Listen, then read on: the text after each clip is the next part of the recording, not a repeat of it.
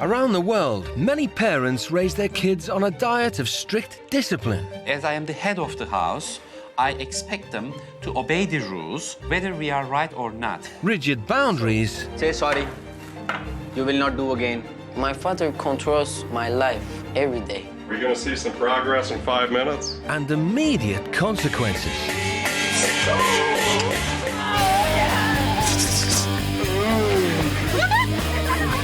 But can traditional parenting change the lives of rebellious British teenagers? Come and get me! I'm drinking underage! I took LSD, cocaine, ecstasy, weed, MDMA, ketamine. Being 17, you definitely need to go out, you need to party, because before you know it, you'll be like, that's it, game over. I'm not coming back today, by the way. See you in 20 years! She's so incredibly rude. She's just a cow, really. So disrespectful of me, telling me to F off. Dad, to do with... be quiet! Cheers! I don't really care what people think about me. Rules are made for breaking. To find out, two teens who have never met before will leave their fraught families behind. Listen, come on, give us a hug. Come on. Behave yourself, Charlotte. No, I'm joking. Behave. And head off to the far corners of the world where they will live according to strict rules imposed by new parents. Do you want a punch? No. Do you want a punch? Oh, gosh. Get off me. Get off. Do me a favour and for once put some effort into your life. Move out! Move out! No! Just move out! The world does not revolve around you. That's why I'm trying to walk away and she's following me! They can't program me. If all the British teenagers were like them, no good.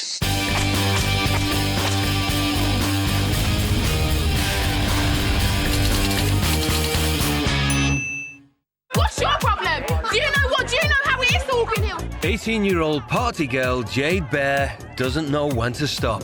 She stays out all night boozing. My life's just going out, getting drunk, shopping, looking good, getting told I look good, and just having fun. But Jade's drinking is out of control. Start out getting drunk at one of my friend's house or my house, drink a bit. On the way here, drink a bit, go to a bar, drink a bit, get here, drink a bit. By the time we leave, And Mum Rebecca is at the end of her tether. It's getting out of hand and it's painful to see somebody just literally destroying themselves. Jade was raised in East London by her single mum after her dad left when she was young. I've given her everything. I've put everything on hold for her. That I've been a father and mother in her life in the last 18 years. But that never stopped Jade idolising her dad. I really, really, really, really loved my dad. He was like a proper main part in my life. And with Jade's dad dying 2 years ago, it's made matters worse. Now he's gone and I don't really care about anyone else. I don't even care about like his side of the family. I only cared about my dad. When she lost her dad, and I think that's when things really, again, just got out of hand. Jade's relationship with her traditional Ugandan mum is now a breaking point. I just don't feel like I really want to be around my mum anymore. You call her, say, what time are you coming back? She doesn't answer the phone. You do the waiting game until she comes back. Hey, you need to look respectable. I do look respectable. No. You're going out and you're walking out like that. I'm not going to say what I feel that you look like. I don't tell her when I'm coming home. I just come home when I come home, if I come home. I'm not coming back today, by the way. See you in 20 years! If I weren't going out, I'd just be depressed. But since I go out, I just think it's fun. I don't think there's a point of life if you're not going to go out. I feel I'm losing her. There's no connection. We are losing that. No relationship between mother and daughter. Connor, your brother had £10 in his wallet. No one never touched it. Sorry, I don't believe you. I just don't believe you anymore. So who took it then? I don't know. What, the fairies come in, did they? Yeah. 17-year-old stoner Connor Jones is stealing off his family to fund his drug habit. Smoked it once a week, twice a week, and then I got to 3 times a week. Now I smoke it every day. But now I get to a point where I have to smoke more than £10 worth. I feel it wouldn't fit me at all. Connor lives with single mum Sue and younger brother Harry, but he doesn't lift a finger around the house. Connor's day, basically, he gets up and he goes out, meets his mates, probably goes and smoke some dope, have some drink, comes back, stays up all night, sleeps all day. But not having a job doesn't stop Connor from splashing the cash. I used to spend at least £100 a week easily. Any money I get would be on weed. Out of work and with no education, Connor's disruptive behaviour is ripping the family apart. When are you going to actually do something with your life? I went up to the job centre place yesterday. You don't work, you got no money coming in. Oh, I have now, haven't Have you? Yeah. £50 a week, and what is that going to be spent on? Dope? I? Probably. Yeah, weed. What do you Yeah, think it's that's my gonna money. do? My money, my life. Oh, I sat down and cried on my own. You know, I've sat down and think, where have I gone wrong? I'm just hoping in a few years' time that he realises what he's doing. But it's not just his mum who's affected by his behaviour. I'm a dad. He's 7 months now. A little kid called Lewis. She was with the girl for 8 months and she fell pregnant. So she had the kid and all, and I haven't really paid any attention to it, to be honest. The first 2 months, he was a really good dad. And then after that, he just started fading away. I'd asked him to come round to help me. And he was just like, no, I'm with my mates. Obviously, he was with his mates getting stoned. I've probably seen him since he's been born. Twice, maybe about 5 times probably. If I had a tenner, I would think, well, Lewis, some weed, and I'd think, shit, I'd actually buy weed with it. In a desperate bid to change their lives, Jade and Connor's mums are sending them overseas to live under another family's strict regime. Bye, Mum. Okay, bye, Jade. Be good. My makeup. Oh, yeah, be good. She's a lovely girl when she wants to be. But I have to say, in the past 2 years, I don't understand her myself. And I would say it's her last chance to get things right. See you later. All right. Right.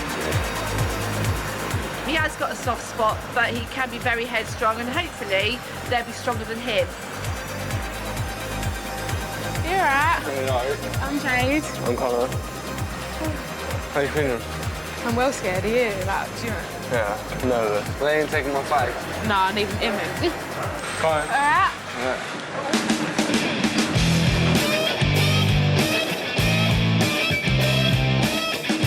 Connor and Jade will be heading to Seattle, the largest American city in the Pacific Northwest. 28 miles from the centre of town, they'll be staying with the Smith-Irwin family, under the watchful eyes of Mum and Dad, Denise and Rob. The couple both have children from their previous marriages. Denise's son's 21-year-old Josh and 17-year-old Isaiah, and Rob's daughter's 16-year-old Laura and 14-year-old Brooklyn. Lord God bless this food to our body. God, you are such a... The couple are a united front with strong beliefs. Quite often when I'm having conversations, I will use the term WWJD, what would Jesus do? You know, every step of our lives and our decisions are strongly based on Christian fundamental belief. To us, it's basically a daily part of life.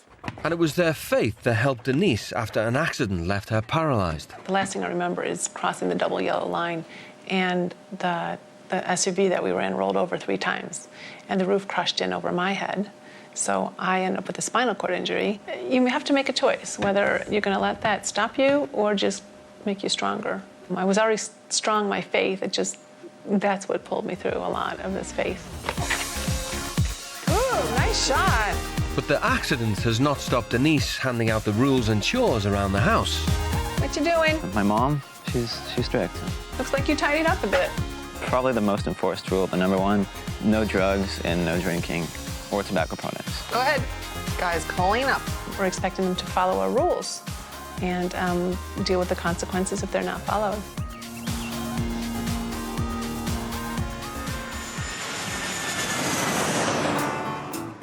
After an 11-hour flight, the teens land in Seattle and head to their new family.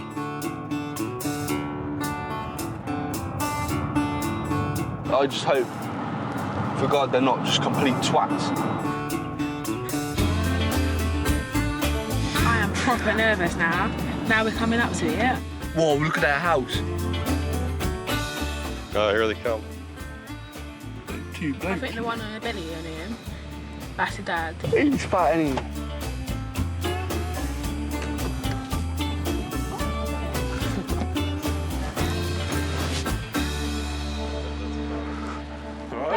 How you doing? Hello, buddy. Good to see you. We're so glad you're here. Nice to meet you. Hi, how are you? Jade. Jade? It's wonderful to meet you. Hello, dear. We're so glad you're here. Let's go on inside and show you the house. This will be your room, Connor, this week.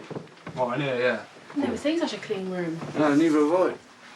Oh. Everything's like perfect. Nice. The mum seems nice. Yeah. The mum seems really nice. She seems like a pure nice girl, but the dad, Dad seems like proper like. proper weird, doesn't he? He's a right weirdo. He's like a ginger freak. It's one of them kids at school you never like the old gingers. House is massive. I've never seen a house like that in England. Oh, I was proper shocked. It's proper nice. Like, it seems a bit upper class though, innit? Like a bit higher market. Got to take your shoes off when you're walking through the house. It's like, yeah. Before the teens settle in, Denise and Rob want to explain what they expect over the next 7 days. Connor, Jade, could you guys come down here? We'll have a quick talk. Hi, guys. Well, now is the time we need to talk to you about the rules of our house. First and primary things that we insist on is that we don't permit drinking, smoking, no alcohol, no cannabis, no cigarettes. Like, there's no way you can smoke anywhere like outside the house. We're expecting that you're going to give up your cigarettes and there's not going to be any smoking this week. I won't be giving up my cigarettes at all. We're going to have to come to some kind of an agreement on that. I'll do 5 a day. Shoot for 3. Shoot for 3. Come on. 4. I know you can do it. 4 a day. I'll compromise and go for 4. That's in the middle. Do your daily chore. Jade, your chore will be setting the table for dinner. And then Connor, your chore will be, after the dinner dishes are cleared, to wipe off this table and the counters after dinner each day.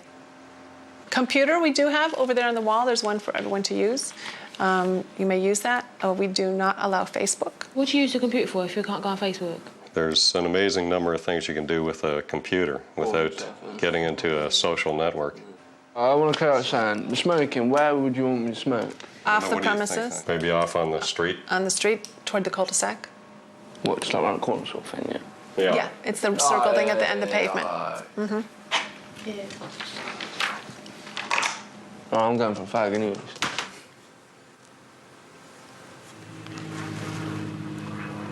There's like 10 people to fucking set a table for. I ain't setting no table, that's just bullshit. I'll eat off a table and all that. I don't mind doing that and food upstairs, that's fine. Yeah, you ain't got to set the table, that's why you eat off it. Yeah, I've got to set it. I'll clean all that shit. Well, I ain't touching any of that stuff. That's just bullshit. Well, there's a lot of zombie fight in that house, man. They need fucking entertainment and all that. They need to liven up a little bit. They need some fucking alcohol in them, that's what they need. Every weekend, the whole family has to work together on the household chores. The British teens have only just arrived, but that doesn't mean they're exempt. Okay, so today's Saturday and we're going to do our yard work chores. So let's all pitch in and do it together with the best attitude so we can get done and have fun, okay? All right, so Connor, I'm going to have you work on pulling the weeds. How long is this all going to take? It might take up to 2 hours or so. 2 hours? Pulling weeds? At home, Jade never lifts a finger to help her mum. What's weeds? Like them green stuff? Yeah, all the green stuff. Can I just sit down? Maybe you just like help out for a little bit and then maybe... I'll pretend to be over here. True to form, she decides to leave the others to it. I'm not really interested. I looked well bored. I think I looked proper rude. I was proper well bored. But I'm not doing no yard work.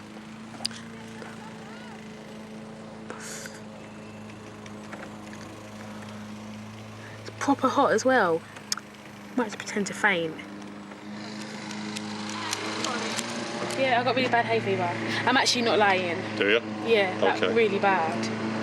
I don't have any info on your medical stuff, so I'm going to take your word for it. On. Jade may have got out of yard work, but she still needs to help Denise with some other chores. Connor is hard at work, but that doesn't mean he's sticking to the rules. To find Denise and Rob, he sparks up right outside the house. Take a break. Take 5. Oh, I don't want to take a break. I want to get it done. I'd rather just sit and smoke it and get it done for you. We're going to stick to the rules. I'm sure you'd be more happy with me getting it done that your way, though. You know what I mean? It makes more sense. Yeah. Makes more sense me getting it done for you instead of taking a break. I don't want to take a break. I'd rather get it done and smoke. You know what? We did our negotiation earlier at the dinner table. Take a break. Take 5 minutes down at the road. I don't want to break. Huh? I don't want to break. Well, Why if would you're I going to wanna smoke, just go down to the road there. Yeah, but It's I'm not gonna having a kill break. you. I'm not breaking. Here we go. Perfect. We need 5 pounds. This one. Yep. Yeah, they look good. Shopping done, Denise seizes the chance to get to know Jade better. What do you do when you're at home? I'm not really at home a lot. I don't like being around my mum a lot anymore because she just shouts so much, so I just avoid it. Tell me a little bit more about your family. Could you talk about your mom? Do you have cousins, sisters, brothers, uncles, aunts, dad? My dad died when I was 15, yeah, just before my 16th birthday, yeah. So now it's just really like my aunts, my uncles, and my cousins and stuff, so yeah. That's so sad. I didn't know about your father. And that was fairly recent. Yeah. It was just a couple years ago. Or a year and a half or 2 years ago. Do you miss your dad? I don't really like talking about it and nothing, I don't know. Rather just like forget it. You know, sometimes things are really hard in life, but this could be a challenge, you know? If you think about it and you talk about it, it kind of, instead of bottling things up, you let things out and discuss them, you feel better inside. An hour after signing up to the rules, Connor's having second thoughts. I know I said on the contract that I'm going to do 4 or 5 days. I only did that to keep you happy because I didn't want to sit there and just absolutely argue straight away. I take a man at his word, and I don't appreciate the deceitfulness that you decided to try to fool us this morning, saying fool you at all. I was just trying to keep you happy. You just said that to appease us. Yeah. You had no intention of following through with your word. Well, I want to change my word. Then I want to change the contract.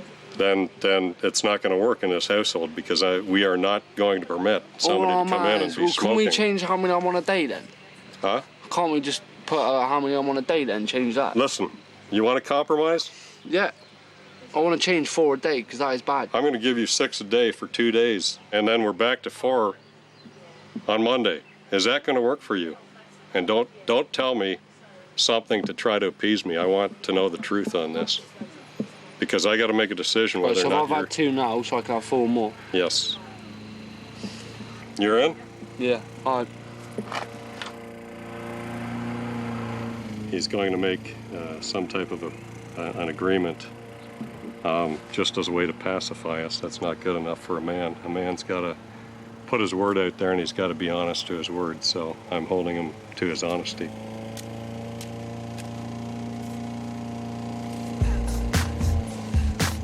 And it seems Jade's doing no better at sticking to her word. Still dragging her heels over chores, Denise has to jog her memory. Ready, Jade? You gotta set the table so we can eat. I don't know how to. I'll help you. The other way. Like that? Yeah, but closer down. Fork and spoon. Fork on the left and the right. So, Might as well just go to a restaurant. yeah, sometimes it's easier, but it's really nice to have a home-cooked meal sometimes, too. Can I rest for a minute? My legs hurt. Your legs hurt? Yeah. I'm trying to fool me. I know you're tired, so come on. Finish up so we can eat. You need 1 more napkin, and then the cups are right on the counter. And I'll wait for you out here. This is taking an awful long time. I'm not doing it tomorrow.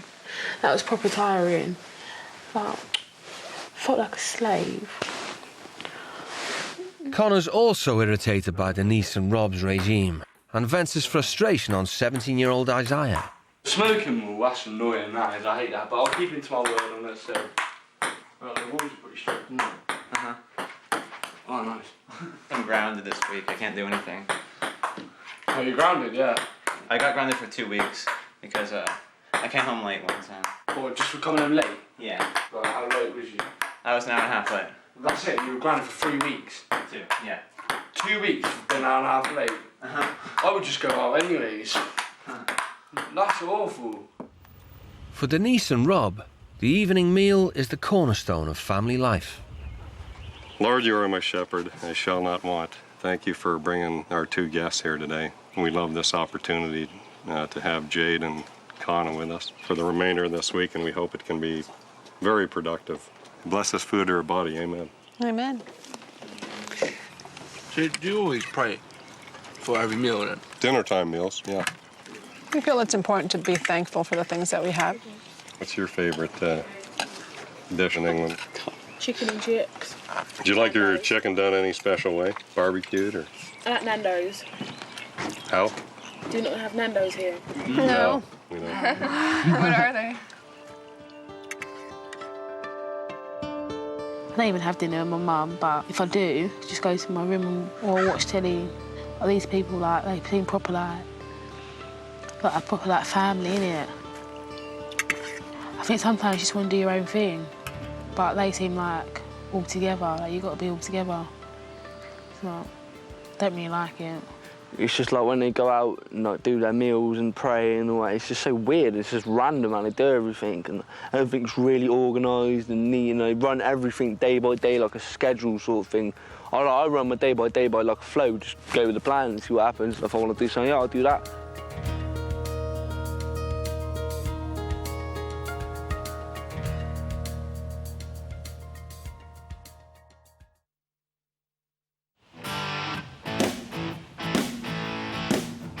It's the teens' second day in Seattle and the 4th of July, one of the biggest days in the American calendar, where they celebrate their independence from the British. Knowing that Connor has an 8-month-old son, Rob wants to know how he intends to support him. Connor, what do you think it costs you for, like, cannabis and all this? $50, maybe $60 a day. And then on the weekend, it could be up to $500. That's awful. If you took that money and you packed it away for, say, a month, what do you think you would do with all that money? I don't know, I'd probably just buy some Xbox stuff, or just buy something for my room or something like that. That's a lot of money you could put aside. Think about how you could use that money for your son. Yeah, obviously, yeah, and I'll put some away for him as well. And like his own little piggy bank, whatever you want to call it. Well, I'm going out for a fact now. All right, we'll see you.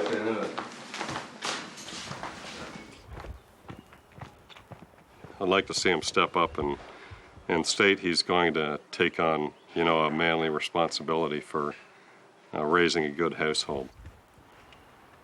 It takes a lot to raise a baby, a child.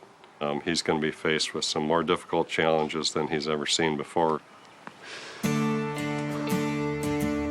Independence Day is a time for celebration, but for homesick Jade, yesterday's talk of her father means that for once, she's not in the mood to party. Hey, look at me. Is everything okay? You sure? You know, if you need to talk, Jade, just to let me know, and we'll go off to the side and have a chat, okay? Because I really want to know what's going on with you. I'm all right. I don't think you're okay, actually. Actually, I know you're not okay.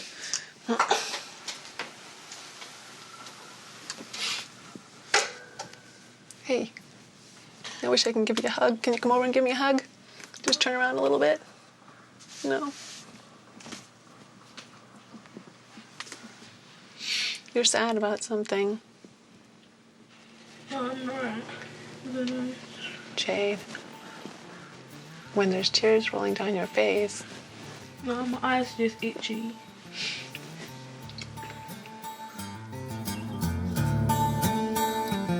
Back in the UK, Jade would drown her sorrows in drink. But in America, it's not just the family's rules that are getting in her way. I just really wanted to go to a corner shop and like get a bottle of vodka and just go to a park and sit there and drink. But can't do that here because I'm not 21. So, yeah.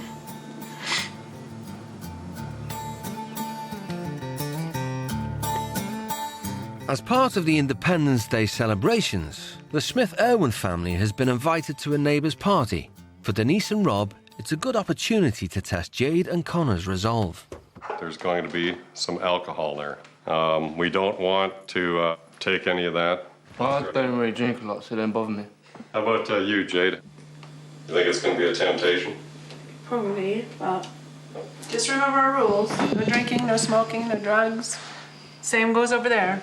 We're all going there as a family, representing us as a family. Just remember to use your manners and be polite. We'll have a good time and stay away from the alcohol.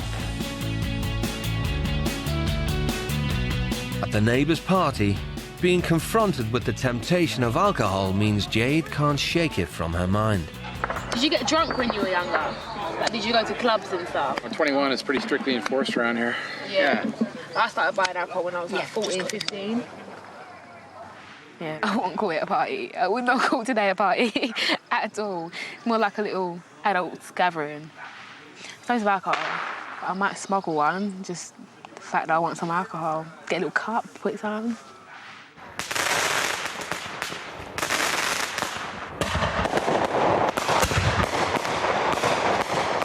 With the Independence Day fireworks in full swing, Jade and Connor decide to sneak into the neighbour's house. They've got them little fruity things. Them little fruity things. What little fruity things? And Jade is quick to grab the alcohol. But it looks like they've been rumbled by Josh. Alright. Yeah. Alright. No? Come, yeah. Not just like lounge around the house. Yeah. Might as well just head on.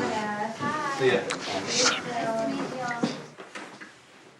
Having smuggled a bottle of alcoholic juice back home, the British teens have no qualms about breaking Rob and Denise's strict prohibition rule.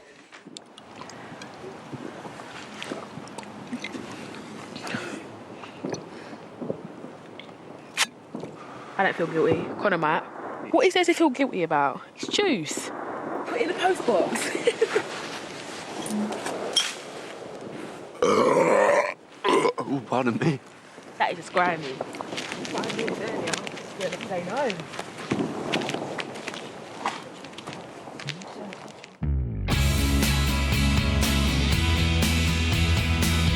It's Connor and Jade's third day living with the Smith-Irwin family and their first working day in Seattle. Rob is a strong believer in the Christian work ethic. Morning, Connor. You up yet? Today is a working day. You got a son to feed, so that's something you're going to be thinking about the rest of your life. Morning. Time to get up. It's like 4 o'clock in the morning. I don't wake up. No? Okay, well, you'll come around, but we need to see progress in 5 minutes. Otherwise, it's going to be a little bit of a different wake-up call. Okay?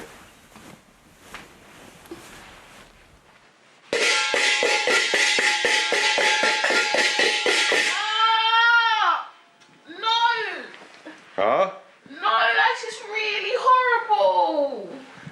We told you it was going to get worse. You got to start making some progress. It's a regular work day, and that's what we do. We need to, when you're going to school, when you're going to work, you got to get up in the morning, you got to do it. Feel. Stop. To teach the British teens the value of working hard to help others, Denise has arranged work for them at a local charity, accompanied by Isaiah and Laura.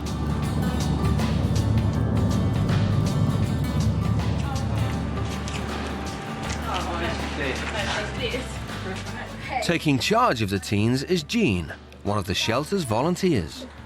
I want to tell you a little bit about Mary's Place.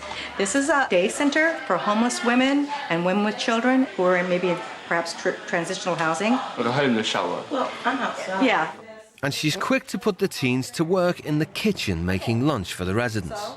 Guys, you gotta wash your hands, put on some gloves. How do you want the onions cut? Pull out the pickle. Jean's interested in the teens' plans for their future. Laura, so what is it that you're planning on doing? Well, I'm looking at going into a career of finance. Person who's good at math. Yeah. Not me. Yeah. So any of the rest of you have plans for your future? I just smoke a lot of marijuana. All the time, like every day. So how do you pay for this habit? Anyway, I used to work, like do like construction work, like labouring and all that. Just whenever really you can get money off your parents, your family and all. I don't like taking money off my family, but if I have to, I have to. What about you? What do you do? I don't really do a lot except for drink and go out. So that's what you want to do with your life? Yeah. I like live for the weekend. I live to drink and I live to party. It's lunchtime and the teens need to serve the residents. Any salad or anything? But it's all a bit too much for work-shy Jade. That would probably be the boring bit. I don't know, there might be something more interesting. My legs hurt and I just want to go home and sleep. After lunch, the residents want to warn the teens about how addiction has affected their lives. I went to prison due to drugs and didn't see my children for 3 years. I missed the birth of my grandson. So December 1st, I just decided I was not going to get high anymore. How old was he when you first tried it? Well, I was 19, and I'm 47 now. There was a lady in our shelter. She went out, bought herself some pot, smoking. Next thing, she'd smoked so much of it that she was basically comatose. Her friends got panicked. They took off and left her in the park, passed out. So people say, well, smoking pot isn't a bad thing. Anything that you abuse to the point where it takes you over like that is a bad thing. I have 5 kids. I've been out here in the streets since I was like 13 years old. You know, taking care of myself, selling drugs, prostituting, doing drugs and stuff. I take responsibility for the actions that I've done. You understand? But once you've done it, there ain't no taking it back. Is it Jade? Yeah, Jade, what you'll find is it's fun for now and you'll have friends who will party with you, but let's say you turn around and you don't have the money to buy the admittance thing to a club and you don't have the money to buy the drinks and you don't have the money to get the pot. Those friends are going to fade away. And you're going to be possibly doing stuff that you never considered yourself doing. They were probably just like me when they were younger, going out, having fun. I really hope, seeing you and how much of a nice person you are, I hope you don't end up there. I really want you to have a great life. I know, you're really upset. You're like really upset. I'm just like really emotional. Yeah, like, oh, it is emotional time. It's a really stressful day. Yeah. Well, when that woman was on about the weed and all that and about the coma, I don't even want to touch that stuff anymore. That is horrible. That's just putting things in my mind. Like, I always smoke that all the time. I don't want to go for no coma or nothing like that.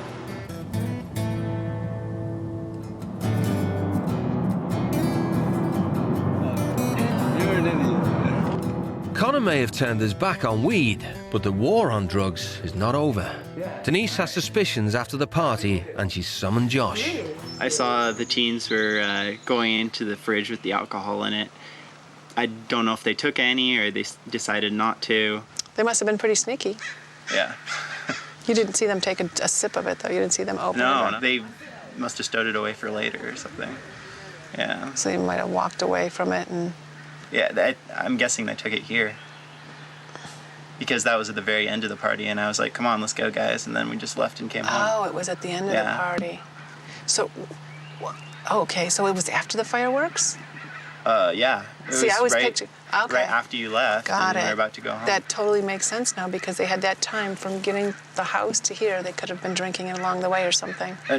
I was with them the whole way. They didn't drink at all. Yeah, I don't know what they did with that. Maybe they drank another time that I didn't see or something, but...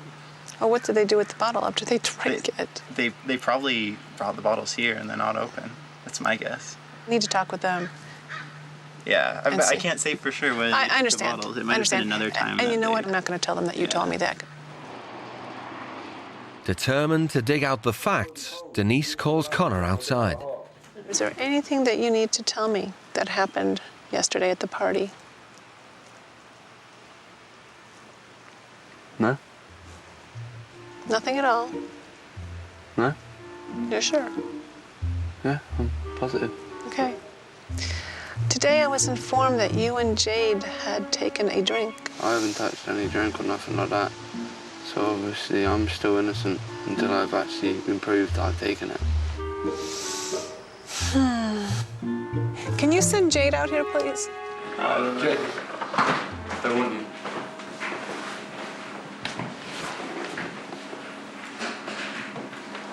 I'm sorry. Josh, don't play table tennis. So is there anything that happened at the party? And a choice that you made or anything that you did that you weren't supposed to do? Or were tempted and gave in to the temptation? No. No? Can you look at me? when we talk. I like to see your eyes. We didn't take nothing. You didn't drink any alcohol? We looked in the fridge. Tell me about that. There's like different drinks in there.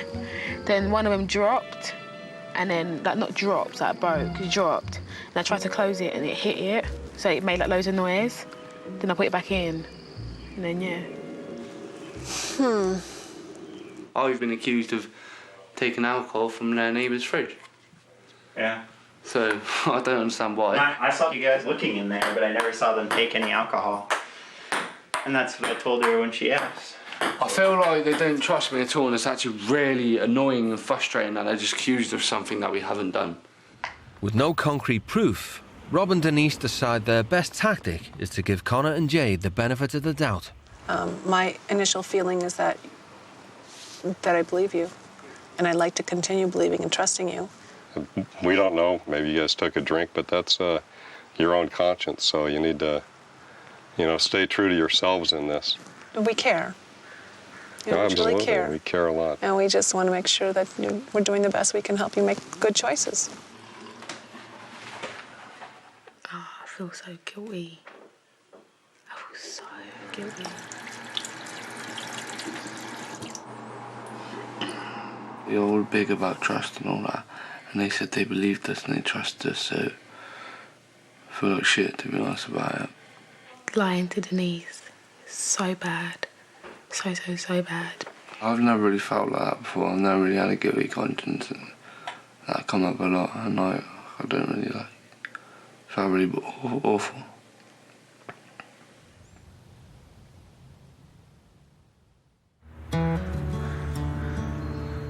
Jade, I'm going to take the elevator down. Okay. I'll meet you right in the front of the car. Bye-bye. Bye. I'll try. Before the teens head home, Denise is keen to have some more quality time with Jade. And Rob wants to make sure that Connor returns to the UK with the right attitude. Yeah. What time do they normally start work in England? Usually we start about 8 o'clock. 8 o'clock. So you want to get up, have a little bit of breakfast, get ready for the day, right?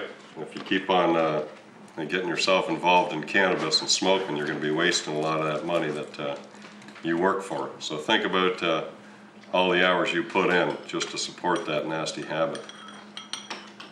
I do what you said, put some money aside. Yeah. My wages each month or whatever, when I get money. That's something you could put into your son, right? Yeah. It's going to get really tough, and you're going to want to quit. But you know what? You can't quit. You got to keep going, keep persevering. Denise wants to get to the bottom of why Jade was upset on the morning of Independence Day. You were crying. Something was really bothering you. Yeah, but... Well, nothing major. I'm fine now, so it don't really matter. And so I was thinking it might be having anything to do with your dad. No, I don't like talking about it, though. You don't? No. I think maybe one of your challenges you might think and consider is an emotional challenge. No. And what I mean by that is challenging yourself to talk about things that you don't want to talk about. Nah. Nah.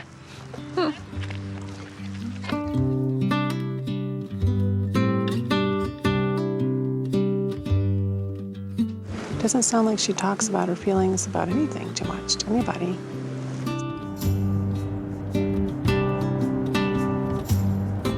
So that's the challenge, is trying to get her to talk and open up.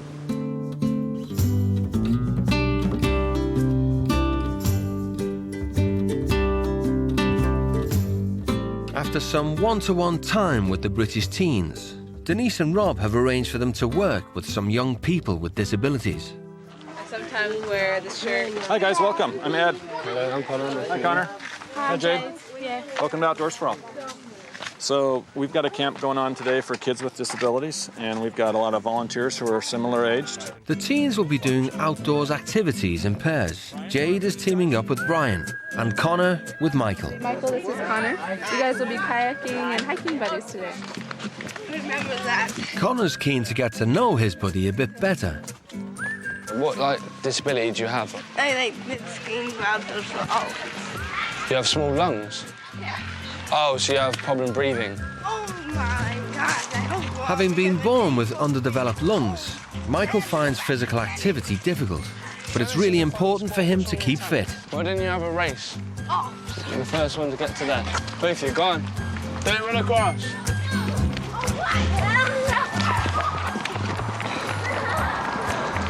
Come on, keep running. London party girl Jade's a little more out of her comfort zone. Oh yeah, I'm wearing flip-flops and we're going hiking, so... Yeah, that's pretty funny. So that's a bit... That's a bit dodgy. My feet are gonna hurt by the end of this. Yeah, it's good. Do you want to clip them up here? Yeah. One. With his own 8-month-old son, Connor's been a reluctant dad, but away from home, it's proving easier. So, like, if I show you, you sit there. So you're going to do it like that. Oh, You understand? Yeah. So keep practicing that and you'll get the hang of it, like that.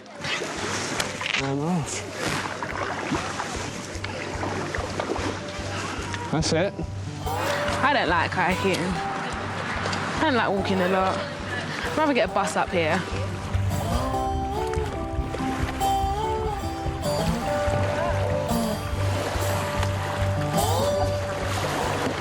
Hello, buddy. Have fun? Hard work? Yeah. Sometimes, yeah. How'd your arms feel? Good. Good? Feel strong? Yeah. Yeah, I enjoyed it a lot. It's good fun. It's good to teach them how to do life skills like that. So I enjoyed it a lot. Lunchtime gives the teens a chance for a quick catch-up. I reckon it was good there. I got on well with him. I hope he enjoyed himself. Quite funny, actually. Yeah, it was good. How did that make you feel about your son and that, like, working with, like, a little kid and... It made me feel like I actually, like, made the effort to be a proper dad and all that, so I can't wait to, like, start doing that with my son. So I actually felt like a dad. And I never felt like that before. So it's like a new feeling for me. Yeah. Kind of sad, but kind of happy feeling. Mixed emotions, really. Well, mine's gone. Oh, yeah. Well, not too deep. Basically, I will be it, and you have to go and hide. Oh. 1, 2, 3, Michael! We can do it, Brian. Come on, let's try turn around. Come on, Brian. You're doing it. I'll just relax. I'm your British guest. Basically, it gives me, really misses my son a lot, it really does. It's really hard to, like, think about it and all that, so hopefully when I get home I can spend a lot more quality time with my son and take him down the park and play with him. So, yeah. Right, I'm gonna go catch myself some kids. Back at the house, Rob and Denise are keen to know how the teens got on. Hey! All right. Been looking forward to seeing you guys all day. Hi! Oh. How did you guys like it today? It was fun. Good. Yeah, it was funny. We got, like, paired up with, like, kids. We went for a little hike, walked up the hike together, then went to the kayaks together. My guy had, I was asking him about it, he said that he has very, very small lungs, so he couldn't breathe properly and he can't really exercise very well. It's striking when you think about all the gifts that you're given and that, you know, you're fully abled. But, Well, you know, some people aren't quite as fortunate in that regard. Just because they've got disabilities, it doesn't mean they can't do anything we can. And I think you've been displaying more characteristics of a man. You're conscientious of, you know, people around you, and you're taking on more responsibility. And if you keep on that path, I can see things improving for you and your son. You know, you want to be able to get together with him. You want to have that, you know, father-son bond, and you want to be that person that he looks up to later in his life. That's what I felt like today. Like when I was with the kiddie I was with today, he was quite young. Yeah. He wasn't obviously as young as myself. He was only about 6 or 7, so it kind of had like a father bond with me and him at one point. So that's what I felt like. It was like a new feeling for me. That's why I want to be like my son all the time. Yeah. So it's kind of different. Yeah. So that new feeling, it really feels good to have that. Yeah, it does feel good. Really good. Yeah, good. Somebody get this other steak, you guys. Don't stand around. Give us some more slack here. that I need to speak to Lewis, see Lewis more, and I need to be there for him. Right, good. And I'm obviously a young dad and I'm still learning, but I will try a lot more to see him when I get back. It's the teens' final evening living as members of the Smith-Erwin family. 16-9. We're ripping our ass. No. I got it. But Denise and Rob still have concerns about Jade. Oh, actually, can we want to come in and talk for a bit?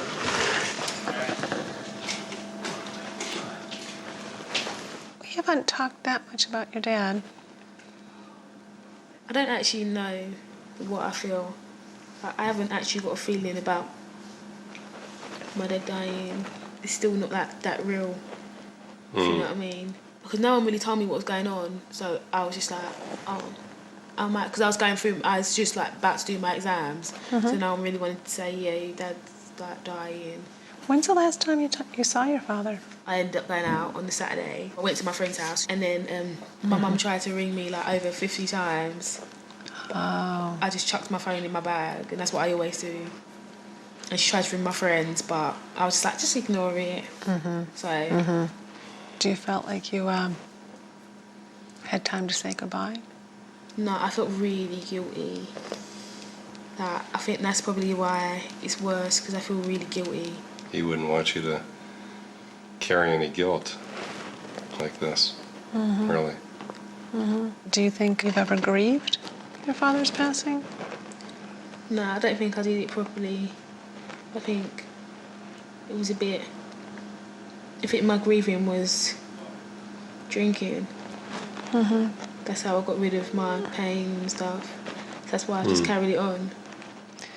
It takes a lot of courage to face some difficult emotions sometimes. And so what you're saying is you think that you turned to drinking instead of face that challenge. Yeah, because I was drinking a little bit before, but after that I just literally just went out to drink.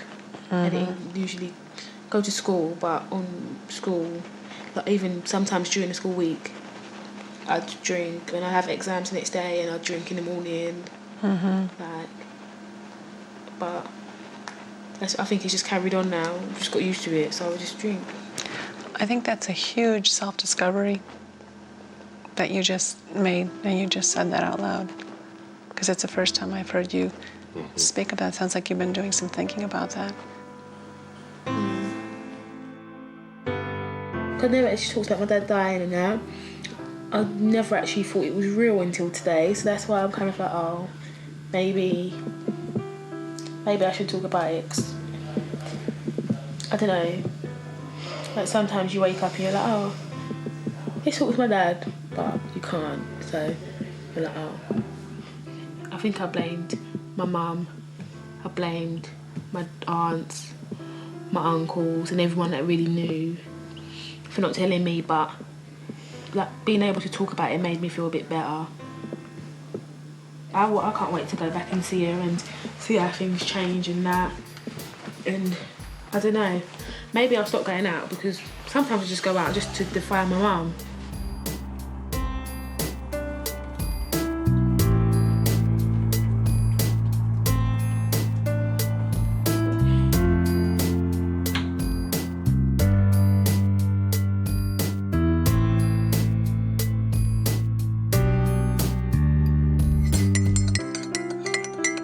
That's why you did anything so nice. It's for you. The teens' time living with Rob, Denise and their family has come to an end. But Jade still has something on her mind. When we went to that party, I kind of lied. I did have a little drink, but that's because that day that I was really upset, and I'm used to just being like, oh, I want to get some drink. So I kind of just caved in at that point. You've like put trust in me in that, and I kind of like broke that trust, and it kind of like brought my conscience back, like, oh, someone's actually like cared enough to like be like, oh, all right, I believe you. And I'm like really sorry for like lying. Thanks for letting me know. I forgive you, Jade. Thank you for telling me. I really appreciate that. And that's another thing that I said, you know, that's courage to do what you just did. It wasn't all Jade at all. I did take some part in it, I did have some, so at the end of the day, it's not just Jade, it was kind of both of us. How did you feel about when we sat you down and we looked in your eye and we told you that we trusted you and everything? No, I felt so bad. I even said it so many times. I felt awful. That says a lot about your character. I'm really glad you guys said something.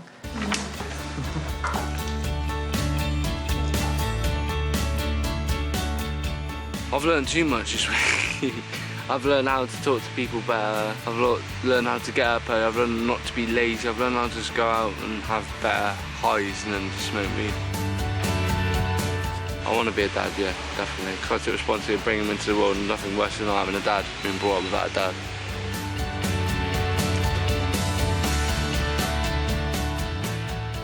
At first, it was like pulling teeth to get her to talk, and I don't want to talk about it, I don't want to talk about it. She didn't want to talk about anything, and then after a little bit of prompting and think as we got more familiar with each other and comfortable, she opened up slowly. So I see some growth in that area. I've learned maybe I should help others a bit more instead of just thinking about myself, and not to go out as much and drink and get drunk and yeah. I'm gonna try and like talk to Mum and like build bridges with her and that.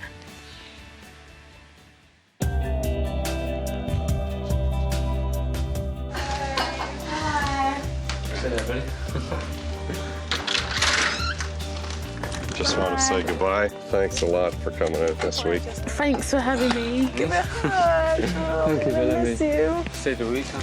Bye. See ya. Have a good trip. We'll see ya. We've just loved having them here this week. You did. And I think we had a positive outcome, and sad to see them go.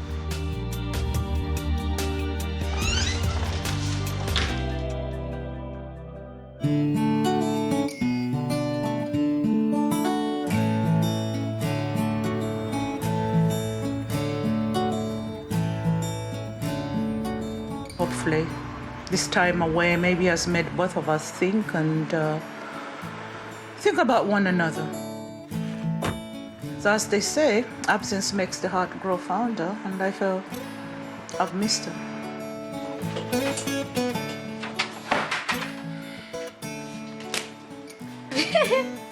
Hi, stranger. How are you? Are you tanned? I'm black. I'm sorry about my like behaviour. When there was one day at the thing, and they made me like talk about my dad, and I got really upset. Jade, you know, since all these things happened, I didn't see you cry. You were suffering in silence. I've seen the impact of grief on people. I've been there. I know what I'm talking about. I'm glad that at least you are aware you'll be able to deal with this.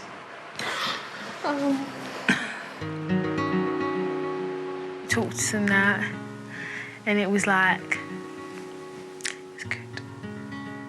I would say it's the beginning, because that goes to show that she has insight into what she's been doing. Hopefully, all keeps on going good, innit?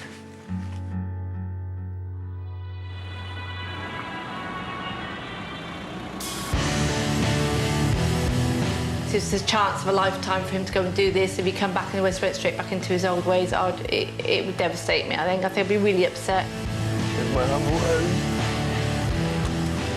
It's important that he's changed for him. He's got a young baby. He needs to actually grow up a little bit and stop being a kid. Oh, yeah. You all right? Yeah. Are you? Oh, I ain't too bad. Yeah? I missed you. Yeah? Yeah, how was your week? Missed you as well, mate. You got a new brother? Mm-hmm. Yeah? Mm-hmm. How'd it go? Oh, it's brilliant. I loved it. Yeah.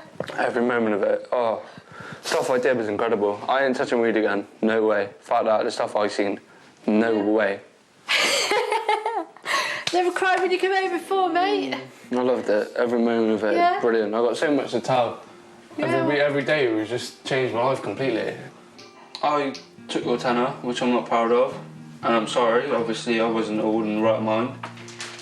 And if I get money, if I get a job, I'll give you it back. So I'm sorry about that. I shouldn't have lied. Fair play, man. Oh. Yeah. I don't feel weird at all. I'm just glad everything's changing, everything's more happy and different. I've never been like this in my family before. It's just great to all come back together. I just feel so happy. I've had this experience and it's changed my life around. And I owe to Denise and Rob, to be honest.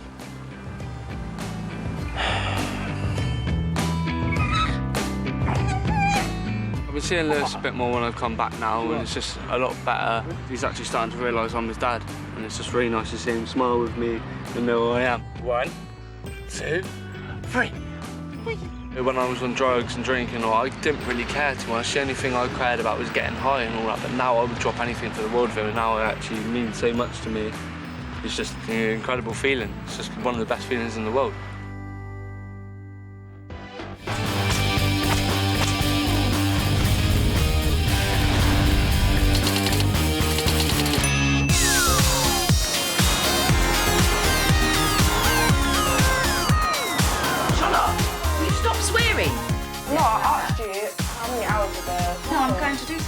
Do what?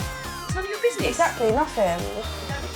I'm not ignoring you. Do you want me to Don't leave the speak kettle like in that. the I'll say car? anything. You'll not be told about anything. I think she knows everything. 17-year-old Shola Bruce Coker only cares about how she looks. My mum told me to stop dyeing my hair because it's damaging it and that, but she can't really do anything. She doesn't like Shola's behaviour, but beleaguered mum Andrea always backs down, even fixing Shola's hair extensions. It's me every time. I'm such a sucker. I should just say no and stick to it. Since leaving school and starting college, Shola's had a major image overhaul. In secondary school, we had to be like all wearing the same. We had to have plain hair. It was all boring. And then, like the summer after that, I just went a bit mad. And then ever since then, I just like being unique and different. I've been every colour, but green or grey. I just think she goes for shock value. She wants to shock people all the time with her appearance, her language.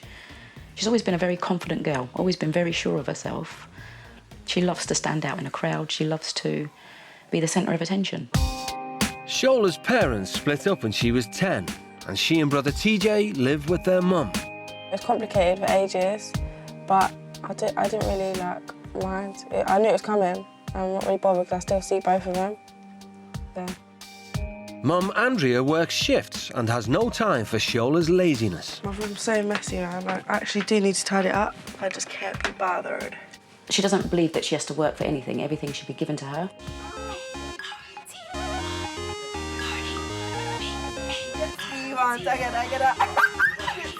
Having done OK at GCSEs, instead of hitting the books, Shola now prefers to hit on the boys. I love it. She's just done exams. I've never seen her do any revision. She seems to think she's failed already before she's even got the results.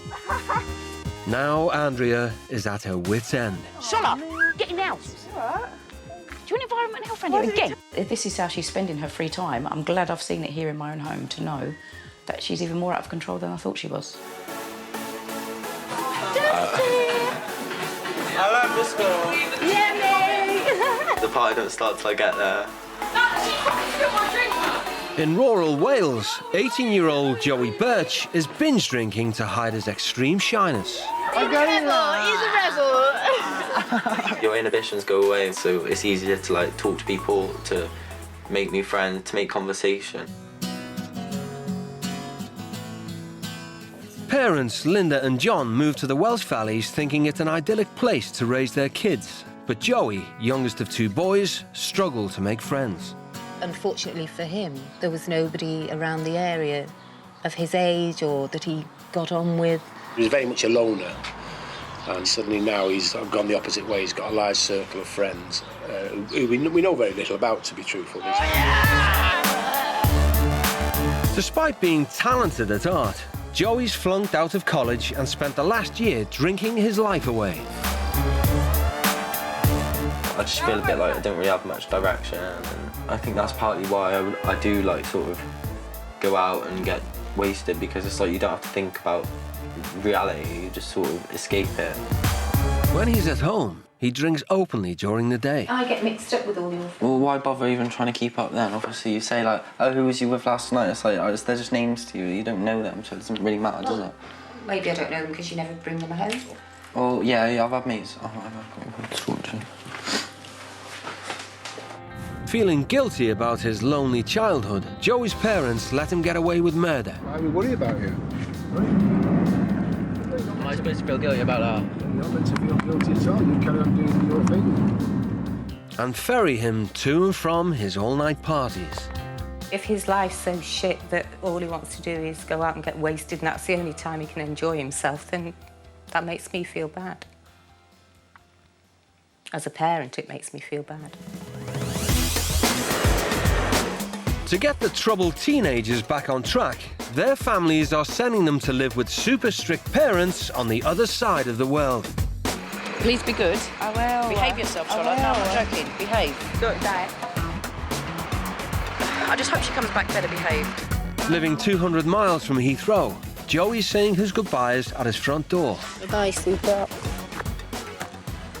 I hope that he learns to be a bit more respectful to us and to appreciate the things that he's got. Sometimes it takes a bit of a shock to the system. It'll sort of let him see just how fortunate he has been. I'm Joey. Nice to meet you. Nice to meet you. Shola and Joey are headed to northern India, where on the outskirts of Delhi lies the new city of Gurgaon. A hub of international investment, the teens will be staying in a luxury gated community with the Verk family. Mum Rashmi was a teacher who now stays at home, and Dad Ashwani is an estate agent to India's new moneyed elite. Their children are 15-year-old Akriti, 13-year-old Anushka, and 3-year-old Sahaj. For an uncontrolled child, definitely whoever comes to live with us, we are definitely a big match for them. The Verks are Sikhs by faith. Their core values include obedience. You are not going, that is for sure. Every time you're creating scene. Children are like kites. The more you release the string, the higher they will go. So that needs to be checked.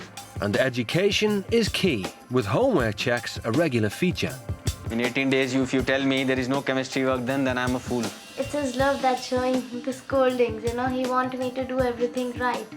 If there's any page on which you are not circled red, then you can let me know. Ashwani comes from a poor rural background. His dad made huge sacrifices to send him to boarding school. I am where I am today due to education, you know. Without it, I would have been maybe... Another guy on the road. another person on the street. Instead, he moved up into the wealthy middle class and insists his children follow in his footsteps. If we can shape our children, we can shape any child. After a long flight, the teens have arrived at Delhi Airport. Joey, everyone's staring. Oh no. Anxious about spending a week with a family of strangers, seriously shy Joey has come prepared. They're not taking you, so they can fuck off. We could make this a good holiday. Yeah, I'm drunk, yeah. My worst case scenario would be that we turn up and they're like, let's search your bags, we want to take your fags, take your alcohol, and give us like a list of chores or something. To ensure his gin doesn't get confiscated, the teens decant some into an empty water bottle. Oh my god. I hope they're not straight. I think they'll try and be, but they might give up if we just push. Well, as long as we don't back down, then yeah. I can't see how they could win. Oh my god. I can see him. I'm scared. Oh my god. Turn back, turn back. They don't look strict. They really don't. Hi, Shola. Right. I'm Ashwani. Good to see you. Nice to meet you. Good to see you. Hi, Joe.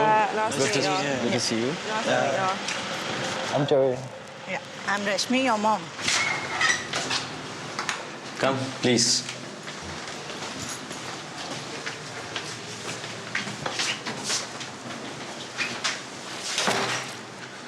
This is Joe's room.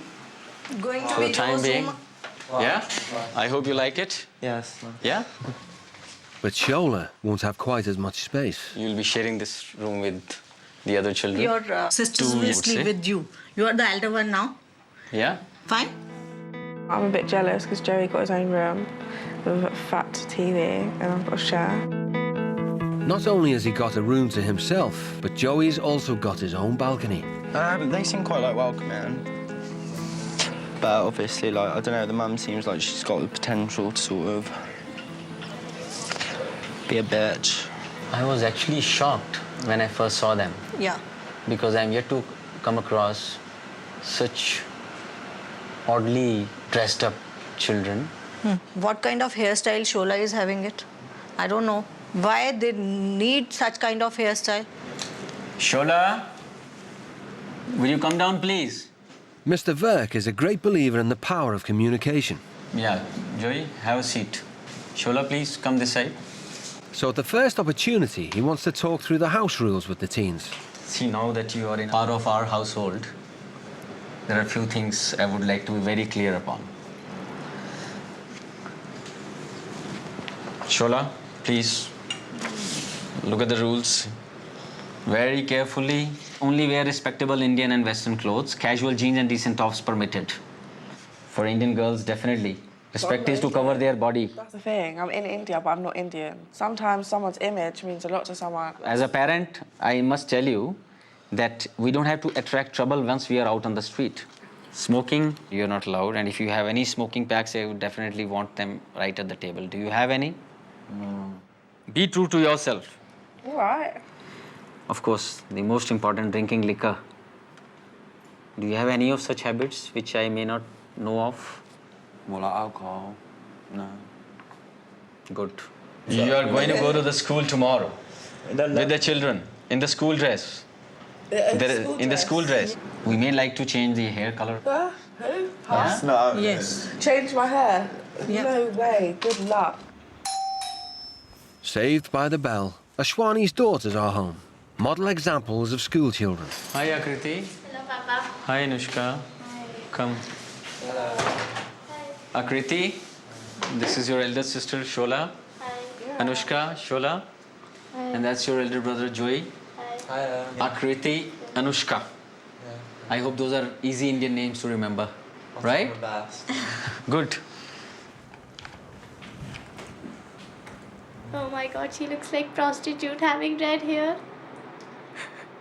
The worst problem is the hair I'm facing. But Ashwani's not done, and the talks recommence. If you have to go to school, you cannot go like this the way you are. Why do you want to bring a disrespectful thing to us? What's disrespectful about our hair? I don't understand. Like, you're kicking up a big fuss. It is not acceptable. Everyone has a right to their opinion because of human rights. We're not talking about human rights. Oh, I'm getting my stuff and going for a walk.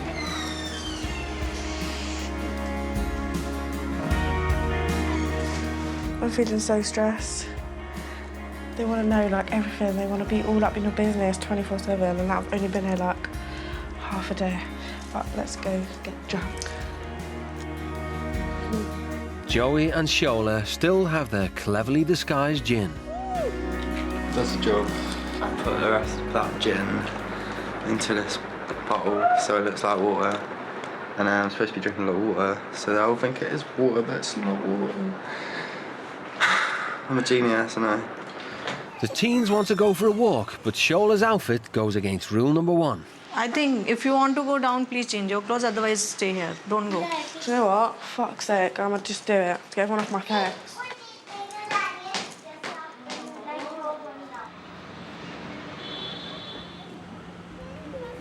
But it's not only secret gin drinking that's on the agenda. You know how bad it is for you? Whilst Akriti dislikes their smoking, she has no idea that they're getting drunk. Can I have some water? Yeah, fly. Don't drink it all. Don't drink all my water. All right. How old are you? 15. Oh. Really? Oh my God, she's only 2 years younger than me. You look quite young for 15. I'm feeling a bit ooh. It's all in bags you've been smoking. Yeah. And all that water I've been drinking, you know. I feel a bit tipsy. The gin's doing the job. I think stressful parents need fags and alcohols in here. Now drunk, the teens can either come clean over dinner or carry on deceiving their new parents. Hi. Been smoking. Oh, okay. 3 or 4 Take my shoes off, I'm beating.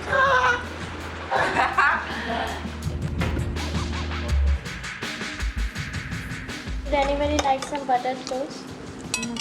No, thank you. Okay, I'm a little worried actually because the stress is showing on your face.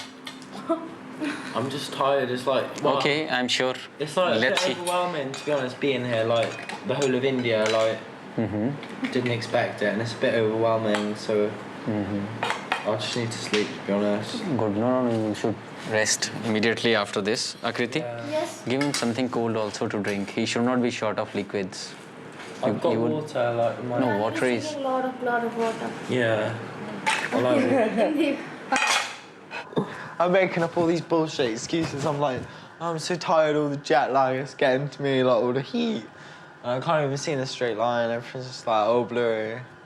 So, well, I don't know. This is day 1 and I'm calling time out, you know what I mean?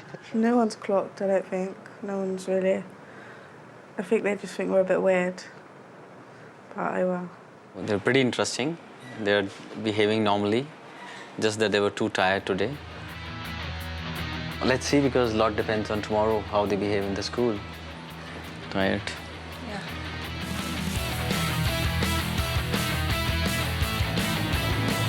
6 a.m. dawns, and at the workhouse, it's time to get up for school. Joey, good morning. Wake up time.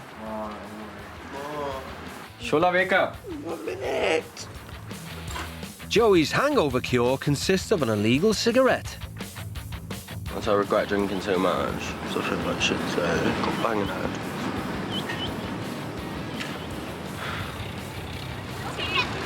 Come. Joey, all the best. Shola, all the best. Thanks. Like most children attending an Indian private school, the teens will be going by bus. As part of Ashwani's family, if Shola or Joey get in trouble, it'll reflect on him. Last quick advice, Shola. Joey, don't let me down. All the best to both of you. Listen to your teachers and behave in proper manner. And tell me you have learned a lot when you come back. Bye. See you. Bye. I'm sure both of them good boy and a girl, so they'll keep my name up. I'm sure they're going to do well. That's what I'm hoping. I'm not worried or excited because I'm dressed like this. It's a bit of I look like a bit of a twat. The Virk children attend Delhi Public School, one of the most prestigious private schools in India. Get back to your class. Go back to class. The principal, Aditi Misra, puts her success down to strict discipline. Are you wearing socks? Yes. Can I see them?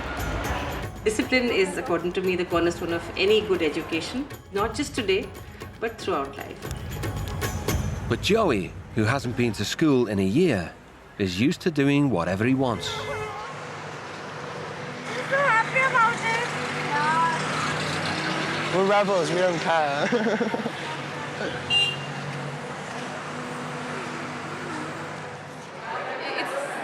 It's just strange, you know, really strange to see people who are so different from you. Good morning, Akriti. First stop is the principal's office. Hello. Hello, please come. Word has already reached her that the British teenagers have been smoking. Welcome to India. Welcome to Delhi Public School. Yeah. But there are some rules that you need to follow when you're in the school. As far as I know, you're coming from, it's not amusing at all. Sorry. I don't expect to be laughed at when I'm telling you something. No, whatever. You're not supposed to laugh. You were smoking within the school premises. That's a complete no-no. I can't have you setting a bad example for the rest of my students. You respect the school, we respect you back. We'll give you a very, very nice time. Thank you. You can take them to the class. The girl's hair is obviously colored, which we don't accept. I think I'd let that pass because that's a very small thing compared to what they've just done. She's a bit easy. She's a pushover. fuck's sake. Oh God, it's so crazy in here. I don't know, where are they going? I mean, we have to go to the class. Despite their telling off, the teens disappear to find a quiet corner of the school. But there's nowhere to hide.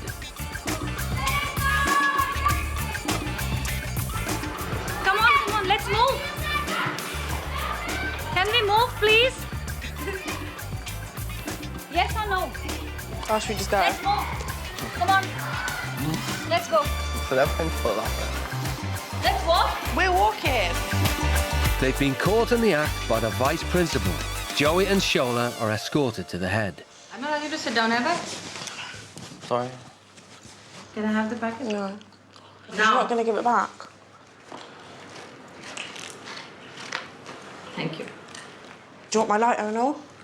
Obviously. Okay. We're not checking my bag. Security problem. You've been told certain rules. The least you can do is respect those. Don't grab my bag. I said no, I don't want you to search my bag. I also told you I don't want you to smoke. Yeah? Listen to me. Why are you still holding my bag? It's not yours, is it? Checked by him. I said it's against the school rules. Okay. Don't back chat. I'm not chatting back, I'm giving my opinion. You're answering back. I'm not used to that at all. But I'm not used to not smoking, but...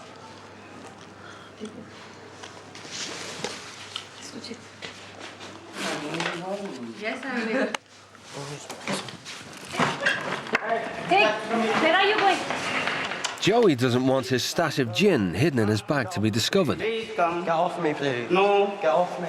Come. Get off me. Please, please, let me calm down then. Just forgot. Oh, get off me, please. Get off me. Get off me, please. He'll get off. Give him the bag. No, you're not having my bag. I'm sick of fucking. Oh, fuck off. All of you, just fuck off. Yeah, Mr. Witt, right away. Yeah. Very bad. They're letting my parents down. Having to call the security in, that's never happened before. Ever. So I've taken a pretty serious view. Yet again, Joey's alcohol dependency has gone undetected. Everyone's bare looking around like it's a crime scene. One far up. Really? He's going mad.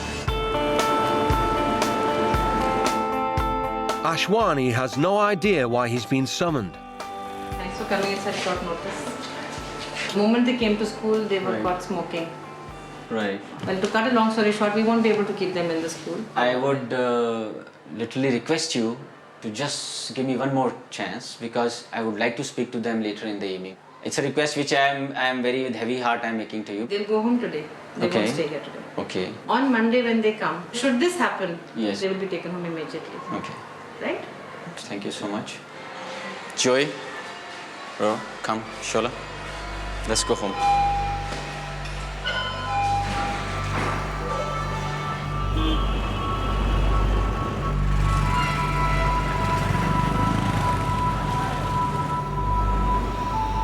As ever, Ashwani believes all problems can be solved by discussion. First day and first impression you get is this: get expelled from school and face your parents in such an embarrassing situation. You're disrespecting by laughing it out. I don't mean to It shows your disrespect you. carefree Because you're attitude. nervous. It's a nervous I don't laugh. mean to disrespect you. That's just like. What it is. According to us, it is disrespect. Shameless fellows you are. You did mistake, did you or not? Okay, if I was drinking and smoking and doing drugs at school, then obviously I'd understand where you're coming from, but I'm not being funny, it's just a little cigarette line. Try to understand, Shola. But it could be worse. You have certain responsibility. No, what could be worse? The situation could be worse. Imagine if I was just like sniffing coke in the Don't toilet. say if. I wish. Don't say if. Joe, it's not thing to laugh. It's a mark of disrespect. Sorry. How many cigarettes do you smoke in a day? 10, around 10, 12. 10. Yeah, How about you, Joey? Yeah, about the same. Same. If I allow you certain cigarettes outside down below, on certain places, then is that the activity which may not happen in school? During school times, I won't smoke. Yeah, I won't smoke. Yeah, Joey? Yeah. Is that a promise I can take from you? Yeah. Yeah? Okay, to get changed. Yeah, we change. You want to go up? Yeah. Realizing the teens are addicted to smoking, Ashwani compromises for the first time. There is certain liberty which has been given to them, and which I'm sure my children will be very surprised when they get to know, because they know their father doesn't compromise. And the Shwani's approach has had quite an impact on Joey. I think it's good the fact that they do want to sit down and talk to you, and like, if you have any problems, then you get them like aired like out in the open. Like everyone sort of says what they think, and like they want to hear your side of the story. Well, sort of. They want to hear your side of the story. After it, you feel a lot better because it's like resolved. Whereas in my house, it's just like issues just carry on. Like there's never like a resolution. But the teens haven't got off scot-free. Former teacher Rashmi has asked them to write an essay about themselves. She wants to get to know them better. I told them to do an essay on myself to get them know what kind of children are they, what they are thinking about their family as well as about their parents. So let's see what they write, and I'm looking forward it. My biggest fear was that I was gonna like start writing and then it was all gonna sort of come out. And I prefer to like put up a barrier and like not let everyone see all my emotions, but like it's all come out. I've been writing about like everything about myself. It's gone proper like personal. Today these lovely kids from British, is it right? Britain, yeah. Great Britain. Great Britain. Not very They have done something for me as well as for themselves. Really? True? You can read that. Okay. I'm Sholine. I'm 17 years of age and got mixed ethnicity. I express myself personally through my appearance. That is brightly colored, crazy hairstyles. Thank God at least you call your hairstyles crazy.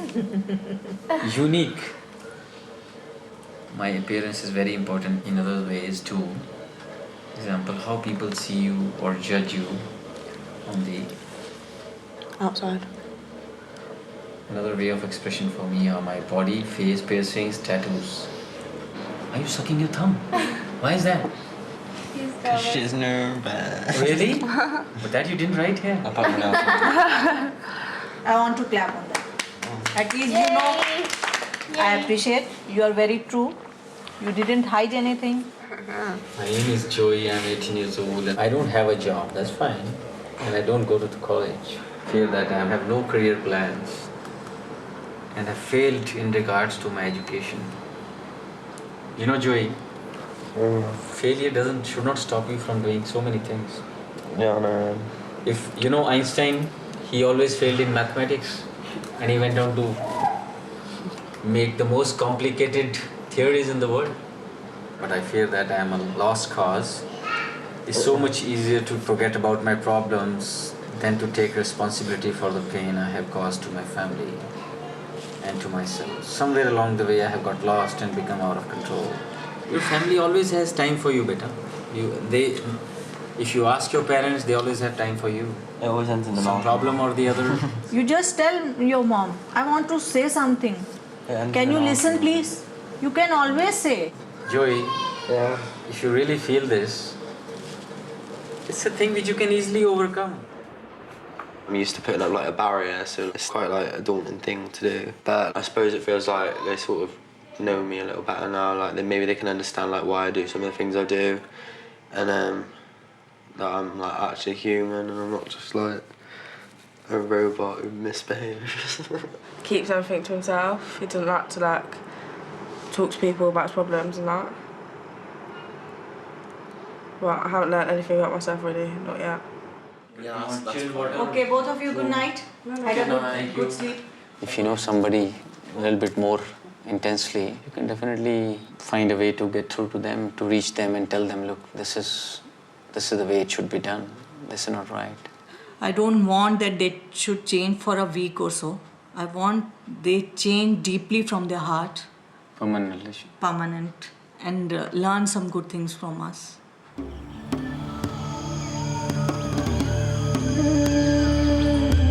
After yesterday's behaviour, Ashwani has a plan that involves eating humble pie.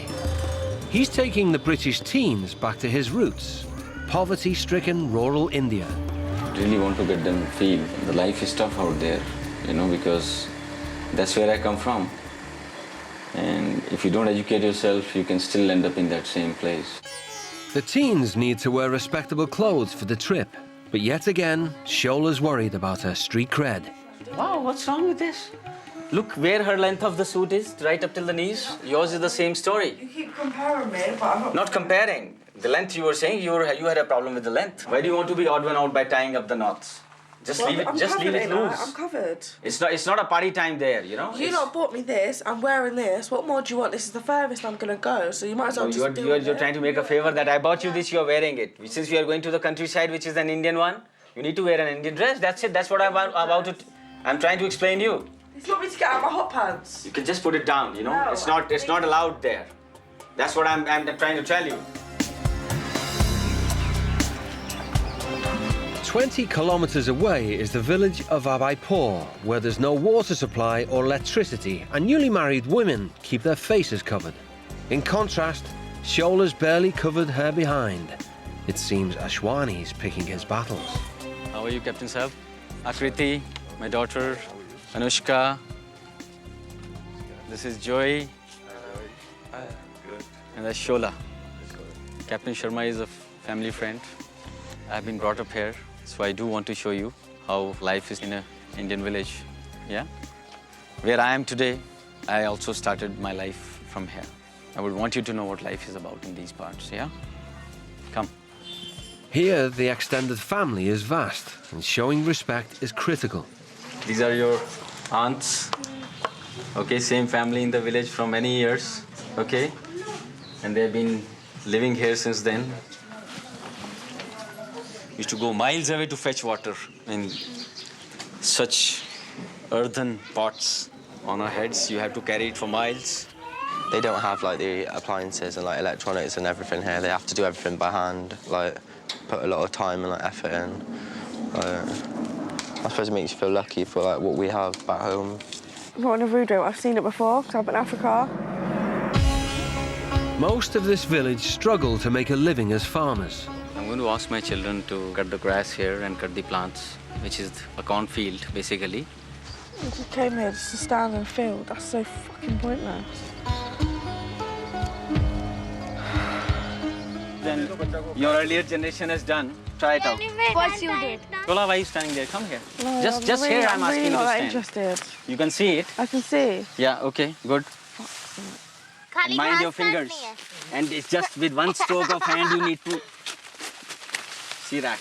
There you are. This is Sikhni. Arre wah. She is good.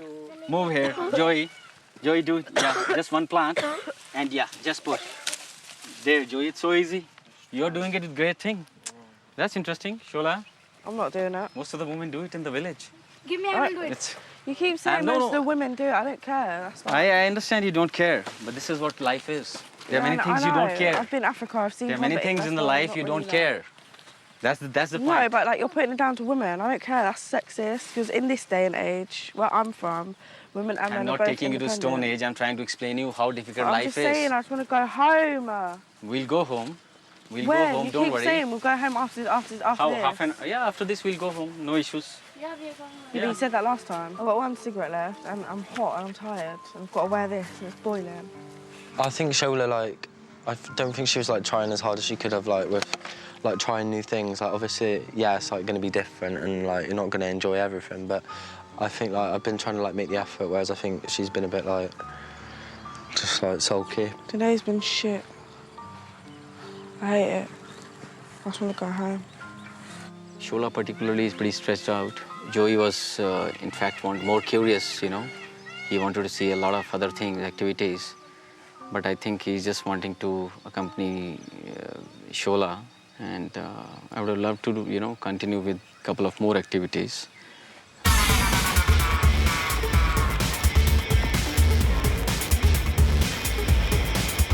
Despite progress today, Joey's still dependent on his gin. I'm just like drinking this in front of them and they don't even know.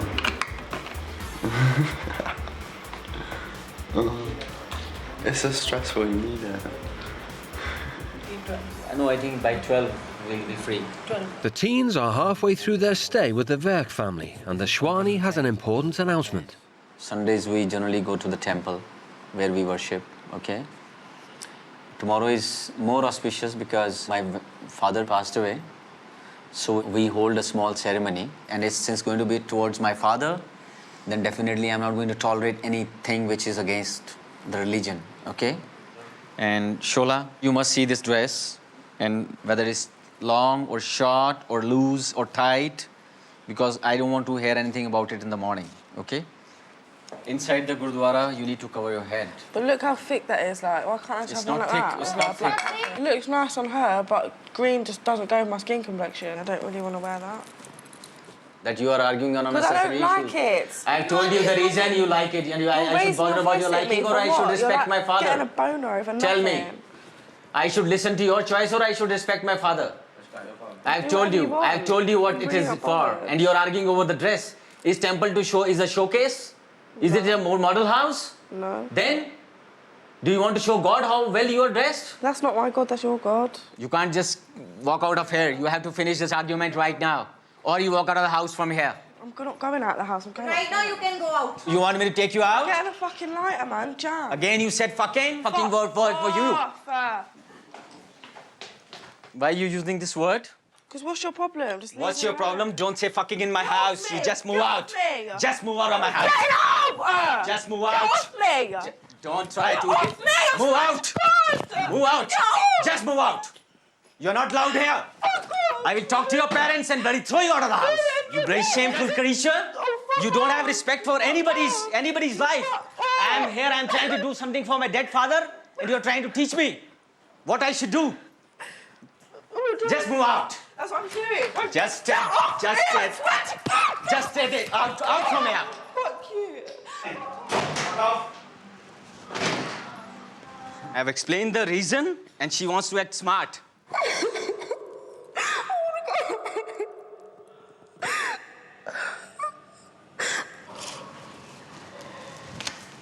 You are.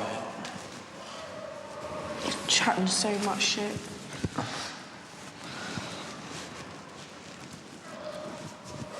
It's his father, so I do respect that. I just think, like, I don't know. Like, I can understand why he's angry, to be honest. Yeah, the same, but... I'd be the same if it was like my dad and like someone was like refusing to wear shit, like No, to but like, respect even if she like I wore a dress from like my shoulders to my feet, that would even be better than wearing that. I'm really angry. It will still take time to sink in. Joey, just have a nice sleep. Don't worry. I don't think she means to be disrespectful to you. Like, I appreciate that. You need to give me time and space, okay? Yeah, don't worry. You just go to sleep. Good night. Thank you. Good night. Yeah. Good night.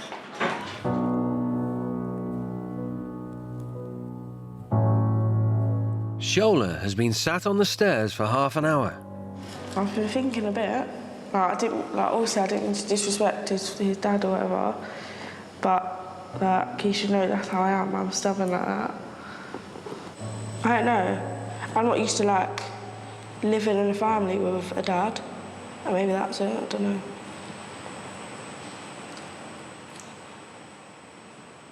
This is not the solution. Do you know why I'm sitting? I'm also very angry. But you are a girl, you are a daughter. I can't leave you alone outside the world. I don't mean to make you angry. I think everyone sort of thought I was trying to disrespect his father on purpose. You did a big mistake. I know. Life is not about fashion, clothes. So many kids they don't have even money to wear that kind of clothes also. And you're living in, I don't know which world. You know, giving satisfaction to others or listening to others give you lot of satisfaction. You know, give and take is life. Are you sorry about it? You want to say? And you will wear such thing, whatever he says. Come. Can you give me 5 minutes? Okay. Thanks. Where I live, like what you wear is like everything, sort of. But here they don't even have much, like they don't really have a choice of what they wear. It's like whatever they can get. And like the conversation with Mum was just like, what made me realise. I never say sorry to anyone.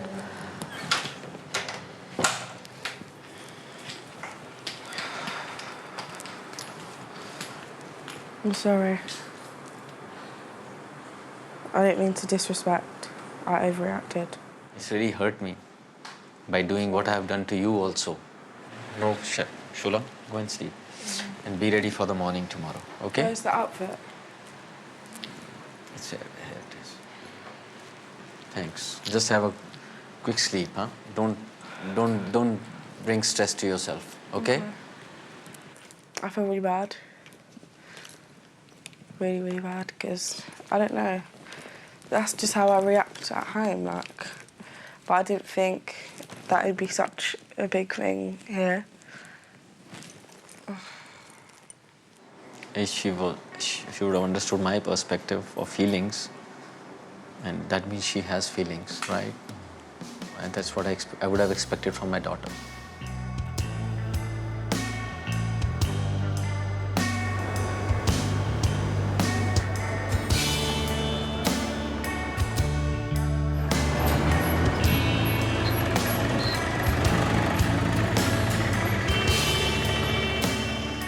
After last night's upset, this morning the mood is subdued and the family ready themselves for the memorial service for Ashwani's father.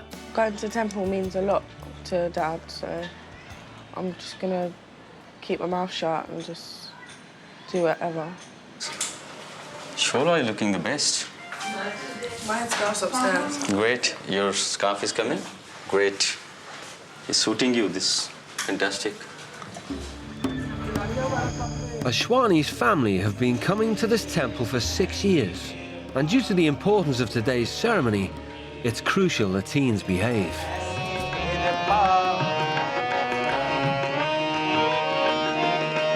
Ashwani's father died 11 years ago, and he honours him every year.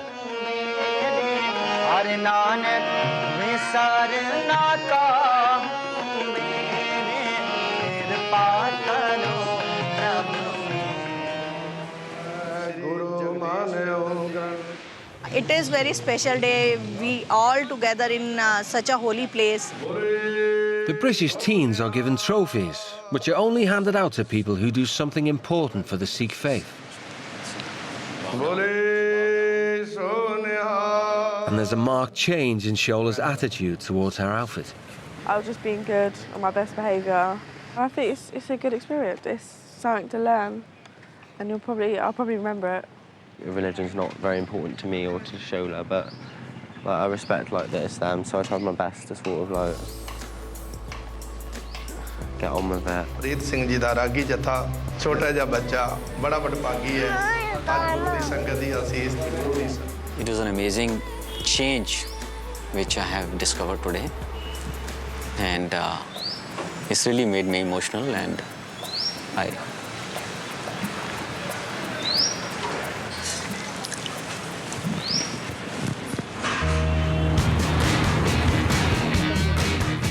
The teens return to school tomorrow. Geography's their first class, and they're actually doing their homework. I bet it's the first ceremony you've done in that years. Yeah. Yeah, I thought so. I usually do it like at the start of lesson, like turn up early before the teacher comes, and then scribble it down while they're like writing shit on the board. Yeah, so. Copy someone else. Joey also seems to be enjoying family life. Straightening my hair. To top it off, he's been working on a caricature of his Indian baby brother, Sahej. I'm quite proud of it. It's just, I don't know, I just hope they like it. Oh, hi, Joey. Mama? This is a picture I drew of Sahej. My goodness. Do you like Very it? nice. Joey, I'm really proud.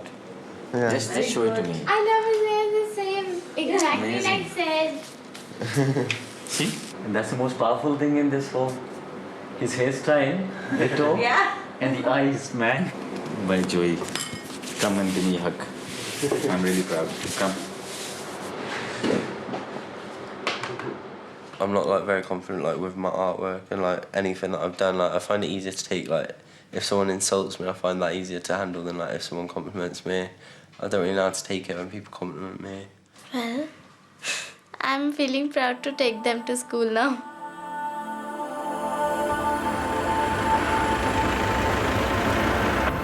It's 7:15 at Delhi Public School. There are no fags or booze in the teens' school bags this morning. All the best for your exam. Take care. I hope they've understood because today is actually test by fire. I hope you've done your homework. How many of you made the poster? Those who got it, just stand up. Oh. Okay. Sit. Who wants to go first and talk about the poster they made? Who'll come forward? Joey, want to take a turn? Would you like to talk about it? This is the first time in 2 years that Joey's spoken in front of a class. Hi. I made my poster. Obviously, it's about water conservation. And my slogan is conserving water in the present for a better future, because obviously, like, you need to like prepare for the future by like acting now. Yeah, that's my poster. That's very nice. Reports have been coming from the class that they've been very supportive. They are participating in the class discussions. They're talking. They've done their homework. Seeing all the kids here, like how dedicated they are to like their education and their learning, and like they sort of like ask me, oh, well, like, what do you do with your life? And I sort of think like all I do is like get drunk and like party and just like laze about. I just think I need to find like a balance, either go back to college or like try and find like a job or something to help my parents out in the meantime. As well as being a fee-paying school by day, once the wealthy students go home, the school opens its doors to underprivileged kids. Children, this is Akriti Brick, and she's hosting these two children. She's Shola, and this is Joey. So children, would you like to tell us what all you do in the morning? And I help my father. I get up in the morning on 5 o'clock. And what about you, Abhishek? How do you help your parents? In morning at 4 o'clock, I fetch the water, half kilometers. Okay, about half a kilometer. Yes. What do you want to become in future? And you have to tell us from their heart. Yes. Teacher. You know Shola and Joey, when she grows up, she wants to be a teacher. Papa will send you to the college? Yes. There is no looking back. Since they've got the education, they are only looking upwards. And they will graduate from here in college. Children, whatever you dream, one day definitely you shall become whatever you want to be. Is that okay? Yes. Friendship band for you. You can write whatever you like. How hard? Thank you. Band. We are friends. Friends forever. That sort of made me value education a lot more, because they have so much to do in the day and they still make time, whereas like, I get tired from like the littlest things, but they still try really hard to get an education.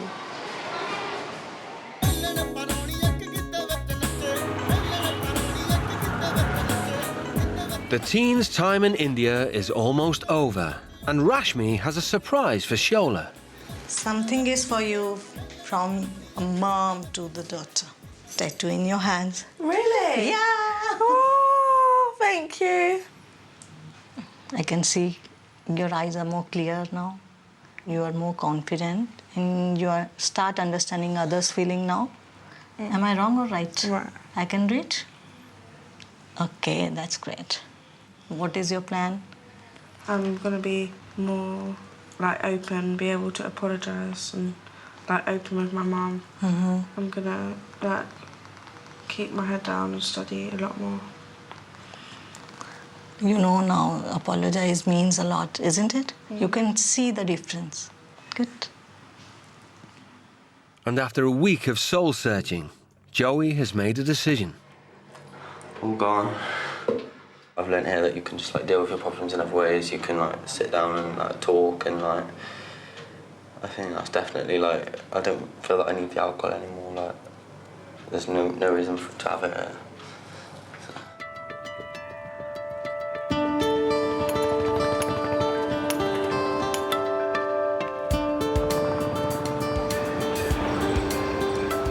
After their week stay with the Werk family, the teens fly home tonight. I think I've learned that you just have to accept what you have, and obviously, like, I'm pretty lucky, like, with what I have, really, whereas I didn't really, like, realise that before.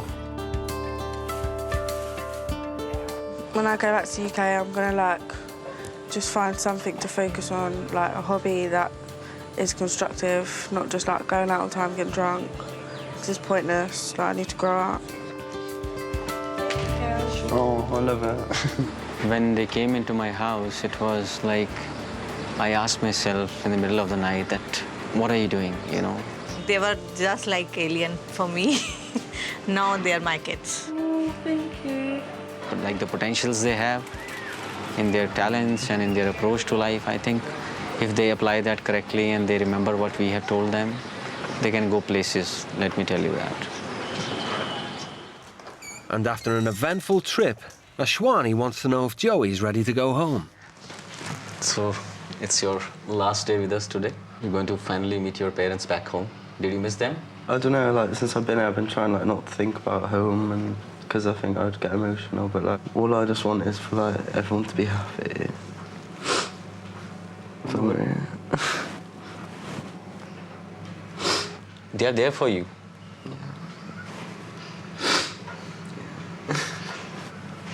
Perform the best of your life so that they can, your relationship can be improved. I think I'd, like, given up on myself, so I just, like, assumed everyone else had given up on me, but my parents are, like, the two people that are, like, there for me.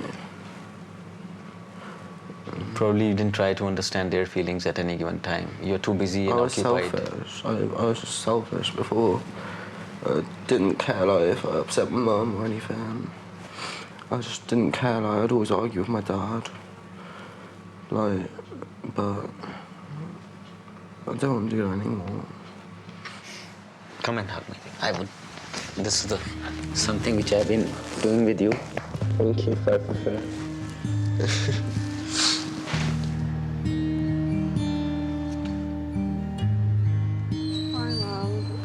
You too, and take care of you and your mom as well. Both of you. You too. Bye. We're both beautiful. Wish you all the best. Take care. Love to your parents. And just listen to what they say. Same. Look after everyone.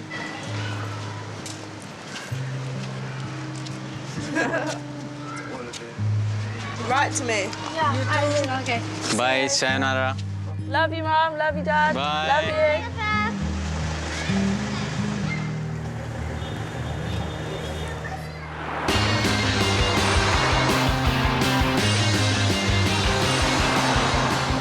I hope she's got a more responsible attitude, willing to help out, willing to take better care of herself, and just that she's grown up a bit.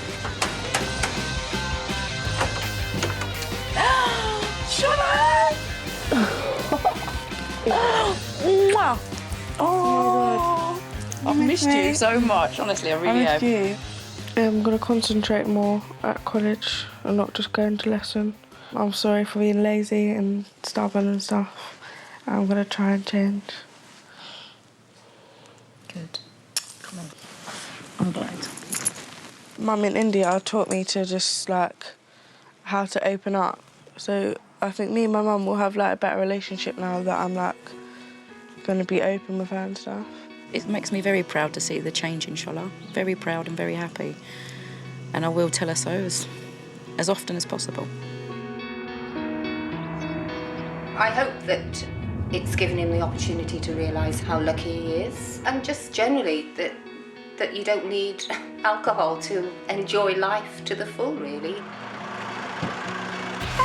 Hello. Hiya. You all right? I'm fine. Hiya. Had a good time, kiddo? We weren't allowed any alcohol in the house, but I, like, smuggled over this bottle of gin, and, like, the first night I got absolutely with my face. So, like, I didn't have to, like, face reality, but then, like, I realised that, like, facing up to things, like, isn't actually all that bad. That's when I sort of pulled it away. But I'm just so glad to hear you saying this. You're surprised? Have a minute, please. I still think there's, like, a lot of work to be done, like, on relationships and on deciding what I want to do as like a career or college, but it's definitely something that I'm not like afraid of looking into anymore, and it's something that I'm like a lot more prepared to like face up to. Already I can see in him straight away that there's a certain brightness that's there that's nice to see, that we haven't seen for a long time. We've known it's always been there. Around the world, there are many different ways to bring up a dutiful child. But can they work for British teenagers? I stand up for myself and I don't just bend over and take it whenever someone makes up a rule. I don't think that I would ever give my mum like full respect. I think I've got a really easy life, but at the same time, it's the life I've become accustomed to.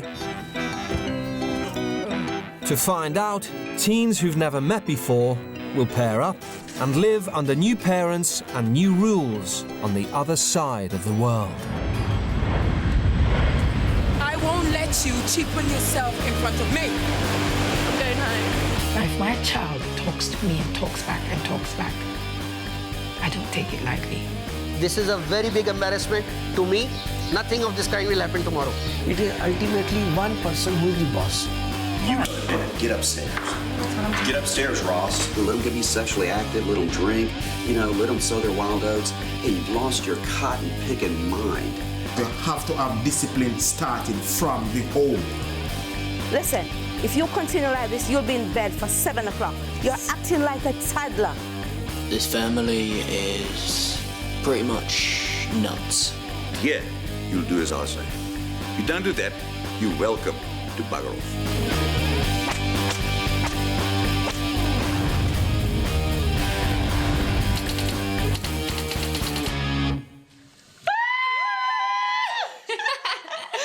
On a night out, peeps. Get up there. 16-year-old Charlotte Hart is beyond her parents' control. She's left her food. Obviously they've been drinking because you can smell it and it really stinks. It does. And they've just gone out and left me to clear up all their mess. Parents piss me off. Just all loads of bullshit, really. Just keep going on and on and on and on and on and on and on and on at me all the time.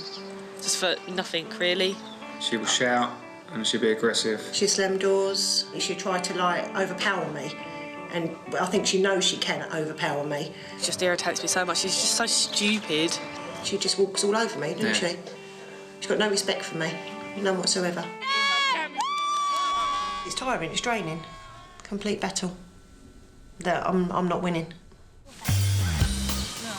Charlotte's parents feel powerless to keep her out of trouble at school. I think she goes to school for a joke and a laugh and to intimidate the teachers. It's like the teachers, I hate them. They're like arseholes, they are. They like moan at you for the most stupidest little things. If Charlotte wants to answer her phone in the class, she will answer her phone. Or text. Or if Charlotte move seats or whatever Charlotte wants to do. Charlotte tends to do it and then she gets told off at school and then she's in the sin bin. Which you don't really care about, does she? No. What did you call the teacher last time you had a row? Bitch. A bitch. It's not funny, is it? I find that... Yeah. I don't find that funny at all. It's draining. Yeah. It is, because you think, goodness, we've brought up this girl and, our daughter. A child is a reflection of the parents and we ain't like that. You do wonder why they are the way they are, but it's just difficult sometimes.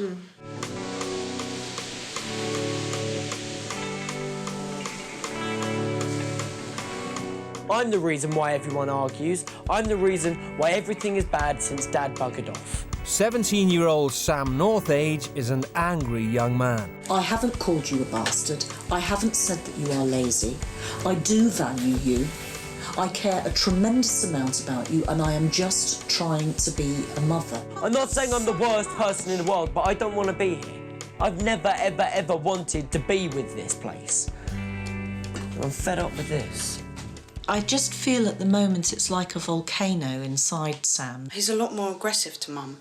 If Mum says no, he'll just do it anyway. I stand up for myself and I don't just bend over and take it whenever someone makes up a rule. Sam is from a devout Christian family, but since his parents split up a year ago and his father went to live abroad, he's lost his faith and his mother is struggling to control him. I have been a strict parent, but In the last year since his dad left, he's been pushing the boundaries. If I've got the choice, I will stay out pretty much every single night. And, like, just don't really go back there unless I need the toilet or need food. Despite his mother's difficulties running the home alone, Sam has all but turned his back on his family. Chad, give me a lighter. My mates, I would consider to be my real family because they're the ones who are with me all the time. They're the ones who are always there for me. So these guys really are my real family and not the people who I just live with.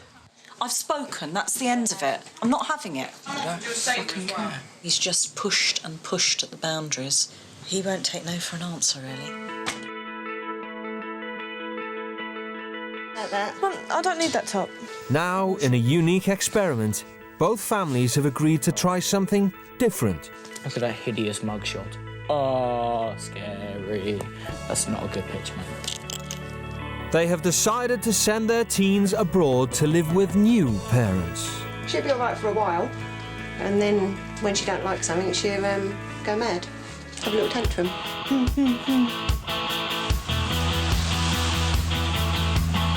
Sam and Charlotte will be spending a week in Jamaica with parents who demand absolute respect.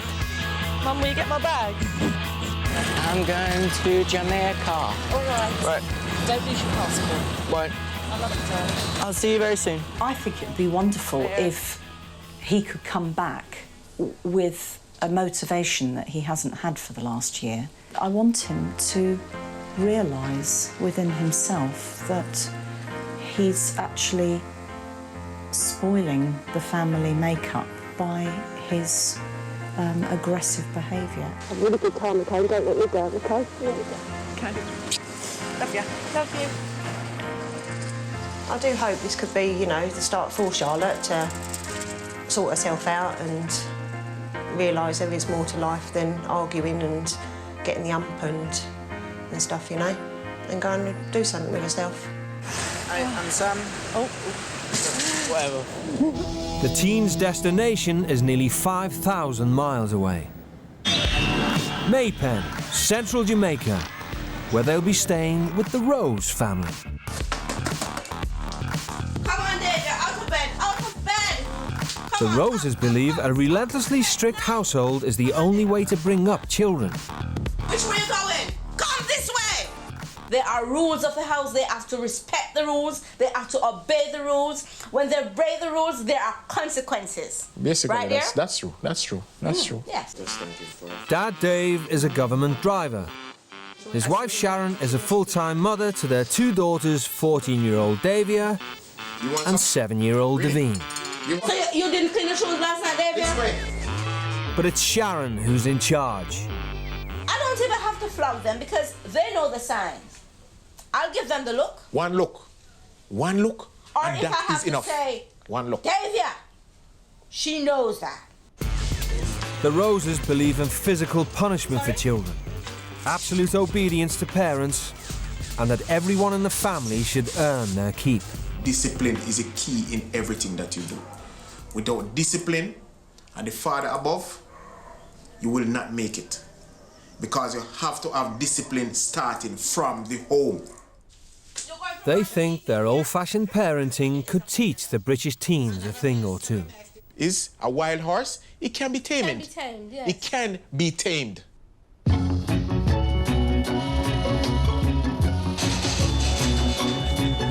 Check it out. For the next week, Sam and Charlotte will answer to the Rose family and live as if they are their own children. Has it actually sunk in yet that you're in Jamaica? Yeah, it's not a holiday, is it? I know it's not a holiday, but it's Jamaica. Maypen is a 2-hour drive from the airport into the island's interior. Jamaica is famed for its beaches and party atmosphere, but where the teens are headed, there is neither. Well, well, well. Come on, guys. Come on, guys. We have been waiting. How is everything? Hi, Sam. Hi, Charlotte. Hi, Charlotte. Hello. Okay. Here's your mommy. The Roses live in a modest bungalow. This is your house. Charlotte is bunking with Davia and Davine, while Sam has a room to himself. This is your room, Charlotte, and those are your sister. The family, they seem very, very nice. And it was excellent. I was a little bit nervous about meeting them because I didn't really know what they were going to be like, but they seem excellent, so it's going to be good.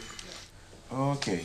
I do have one thing. I do smoke tobacco, and I have done for quite a few years. I'm completely fine if I can't smoke in here, but if I'm out and about, is that all right if I have a cigarette? No, will not do. Smoking is a no-no. No, we don't smoke. We don't smoke, we don't drink. We'll talk about it in the morning. Well, that might be a bit of a problem. And I mean, to be entirely honest, I'm willing to take any punishment they want to give me for smoking. I can say I'm not going to be able to go the whole 10 days without smoking. The teens have only been in the house a few minutes, but already Sharon thinks she's got their number. Charlotte, she looked fragile, but she's frightened. You know, new environment. I mean, Sam, he doesn't look like a normal child.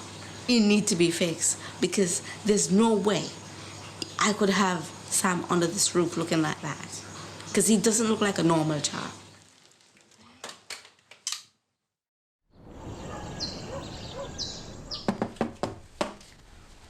Good morning, good morning, good morning. Charlotte, we're going to get up now. It's time to get going. Hi, The Sam. teens have arrived at the weekend. Good morning. How are you? Good. Good, good, good. But rather than their usual lie-in, there's an important family meeting. Now sit. Dave kicks off with some do's and don'ts around the house. Good morning.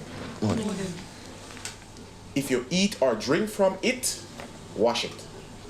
If you use it or move it, put it back. If you open it, close it. If you do all these things, this house will be trouble-free. Get a picture? No alcohol, no smoking. Neither indoor or outdoor. No swearing.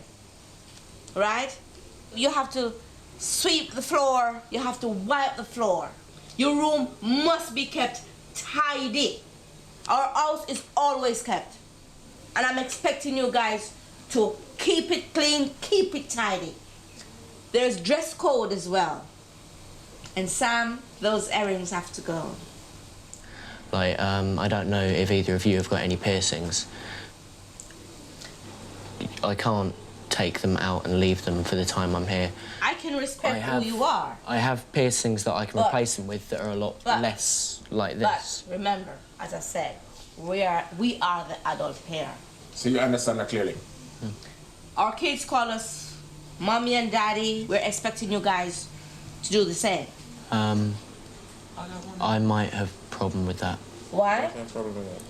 Because the name Dad, I promised myself that I would never use that word again. Okay. And I would prefer, personally, to call you Sharon and Dave than Mum and Dad. This family is pretty much nuts. Like, for some reason, they think that they are actually my parents.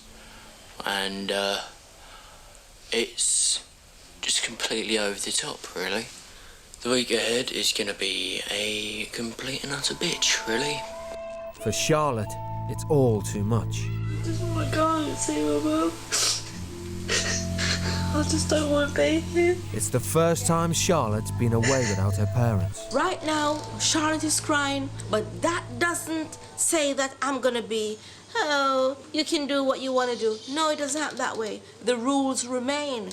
She could be crying to say, well, I'm gonna manipulate them, but that's not gonna happen. I'm gonna be even firmer. I'm gonna be firmer. Nearly 70% of Jamaicans are devout Christians, and in the Rose household, everyone attends St. Gabriel's Anglican Church on Sunday. Since losing his belief in God a year ago, Sam has not set foot in a church. I'm not going to be going into your church to worship your God that I don't even believe in. This is Sunday morning in Jamaica. We worship on Sunday morning. Well, then we go to church. There's a time limit here. You should go and worship, and you should go and enjoy yourself. No. You don't tell me what I should do. You don't tell me what I should do. I am not going to be staying in your house tonight if I haven't managed to have a fag, and I'm not stepping inside your church which is apparently already starting. Well, Sam, let me tell you this. Sam, don't walk away from me. Don't walk away from me. Don't do that. That is one disrespect. We don't walk away from people when we talk to people.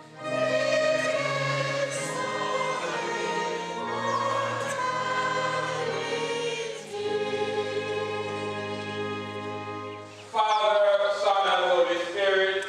Alleluia. Alleluia. And blessed be his kingdom, now and forever. Amen. I am not taking shit from this family. I am not being told that I'm not allowed to have my basic human bloody rights when I'm out in Jamaica because it's not in their house rules.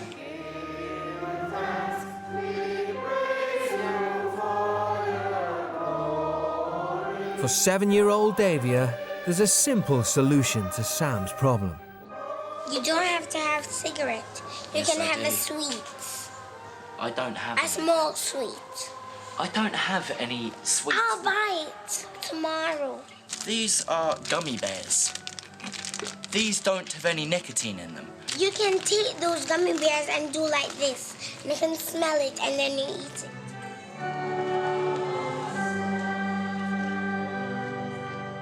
I did not come out here to visit the world of Sharon Rose. I am not here wanting to just bend over to all of Sharon's rules. Let me tell you something, Sam. Listen, if you continue like this, you'll be in bed for 7 o'clock. You're acting like a toddler. You're an Fine then, I'm a toddler. I'm an immature little child who is 17 years old. You don't act like a 17-year-old. And this is church, and you're gonna respect church. This is place that I've worship, and this behavior will not continue here. Right. So zip it up now, and that's it. That's my final word. This is my final word. Apparently, there is not going to be any compromise. I am the silly little child, and she is the wise, brilliant adult who knows everything in the world about me. So I have no say in it. I am not smoking the entire time I'm here. I can have a nervous breakdown and end up a gibbering mess. I'm not having a fag while I'm here.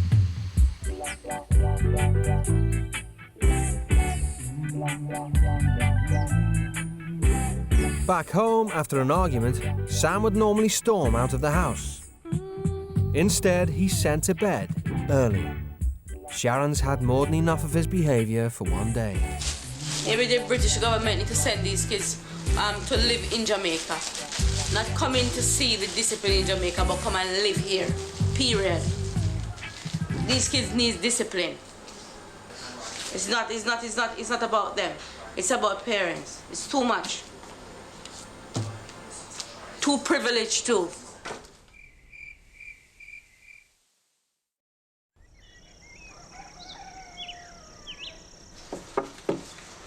Hi, Sam. It's a school day.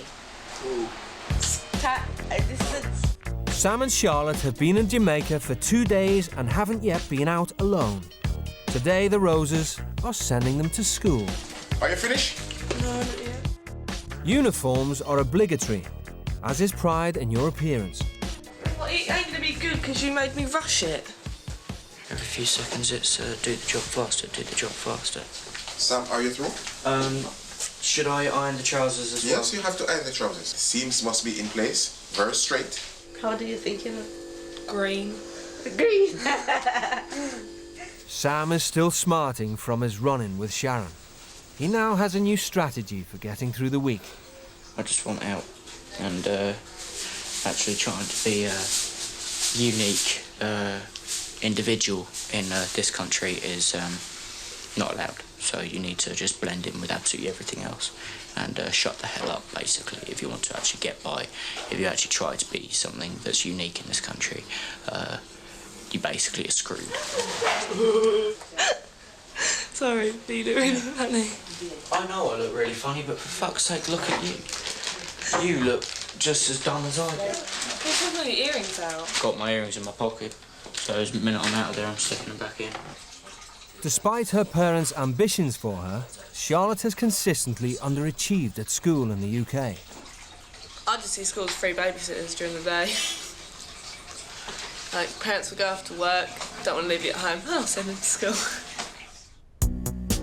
But Charlotte did manage to take her GCSEs despite her negative attitude. She could have done a lot more better at school than she has done, because Charlotte just went to school really, I think, basically to be the class clown.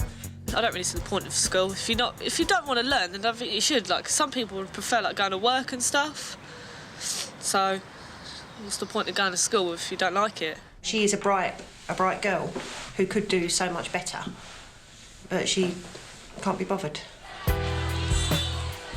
In Jamaica, a state education is seen as a privilege rather than a right. For Sharon, underachievement is not an option. In Jamaica, you go to school to get an education, to be a professional person, have a job. Education is a key to success. Charlotte and Sam are joining 14-year-old Davia at Denby High. It's the local secondary school and Principal Joan Wint runs a tight ship. This school has a reputation for being a strict school and a disciplined school, and also a successful school. There are great things that can happen to you, that can happen to you, and that's what Denby is all about. So we have rules and we have regulations, and the students have to abide by them, or else there are punitive measures. Do you understand what I'm saying? Yeah.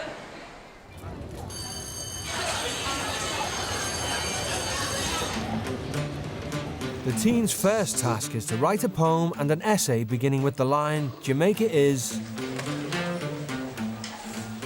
The essay is to test their level of articulacy, expression and concentration.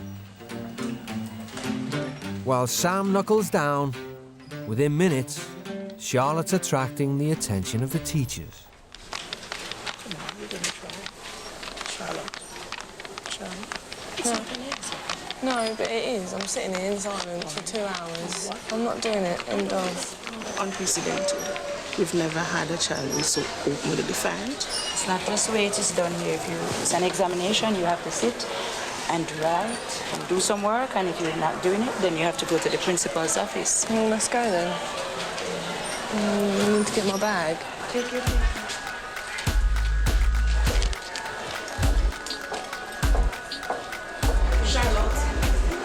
Did I hear that you are not writing the exams? Yeah. You don't have a choice. Yeah, but I've just done It doesn't matter what you like or what you don't like. It's what is required of you.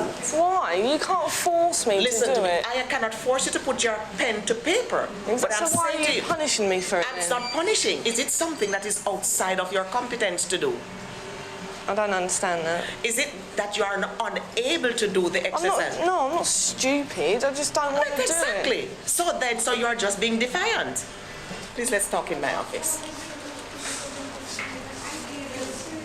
You either decide to do it, or at the end of school you will sit and do a detention in which you will write the exam. Take your hand from your hips, please. Thank you.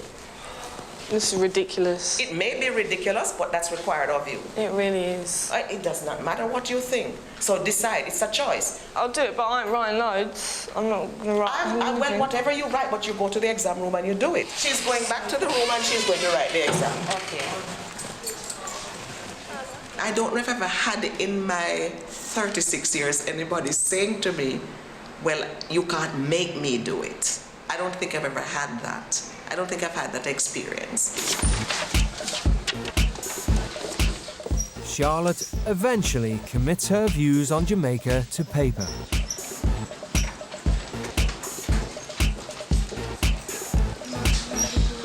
And finds that once she starts, she can't stop. I wrote well loads, actually. Didn't write what was meant to write, I just wrote about how I felt, and I feel better now for writing it all down.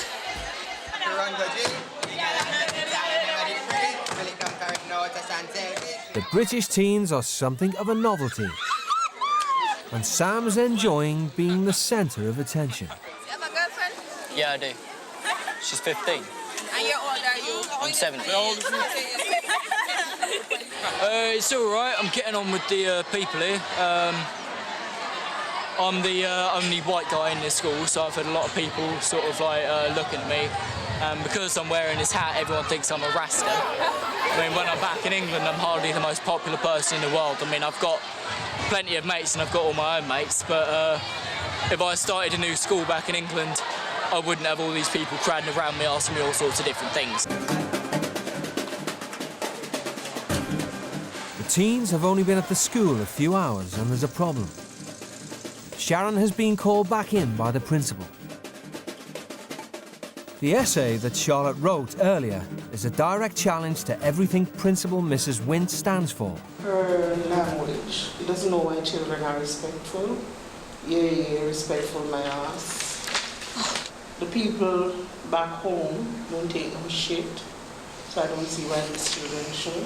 Today Sam looks like a total dick, and again she's pissed off, and she's not taking no shit. This whole thing to my mind is disrespectful. The fact that what she wrote was unacceptable, and the school does not put up with it. Could you ask Charlotte to come in? Thank you. Have a seat, Charlotte. How do you express annoyance? Do you think that annoyance should be expressed in appropriate ways? Like in appropriate ways? In appropriate ways. Was your annoyance expressed in an appropriate way? No, miss. Why did you choose to use inappropriate language? Because I was annoyed, really. People who use inappropriate language, expletives, filthy words, what does that tell about that person?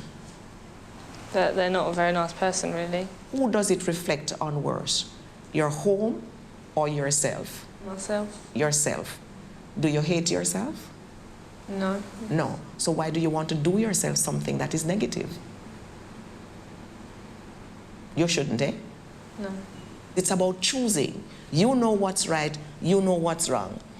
And in your annoyance, you thought of hurting somebody else, but in the end, it was your reputation that got hurt. You see? So I want you to think and be more responsible as you make your choices. I think you deserve to apologize to Mrs. Wilkes. Sorry. No. Come on, a good apology. You address her. I'm sorry for what I did, it was wrong. You address her, Mrs. Wilkes. Mrs. Wills, I'm sorry for what I did. It was wrong, and I shouldn't have done it. And it was unfair to the other pupils around me who could hear me. And I shouldn't have done it. You should learn something about yourself, that when you become fearful, you become easily angry. Yeah. So that's something that you have to work on. You know? At my school, if you've done something wrong, they'll just say, oh, a detention. No one would really talk to you about it. It'll probably happen again, but he'll talk to you and make you realise what you've done.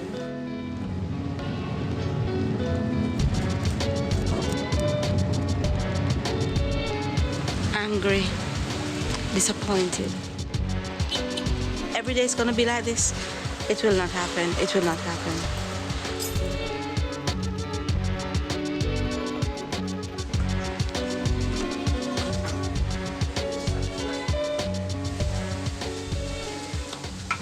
This is how you do it. Your hand don't have to go squeaky. Unbeknown to Sharon, the day's events appear to be having an impact on Charlotte's negative attitude. I'm sorry about today, Sharon. Are you? Yeah. Really, really sorry? Yeah. How do you think I feel today getting that phone call after we've been through all of this? Disappointed. Very disappointed. Because, I knew you were nervous, but I said my Charlotte is going to go out there and represent me.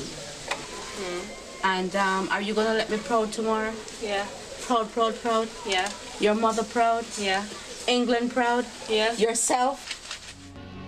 After only a few days in Jamaica, being away from home is beginning to take its toll on Sam and Charlotte.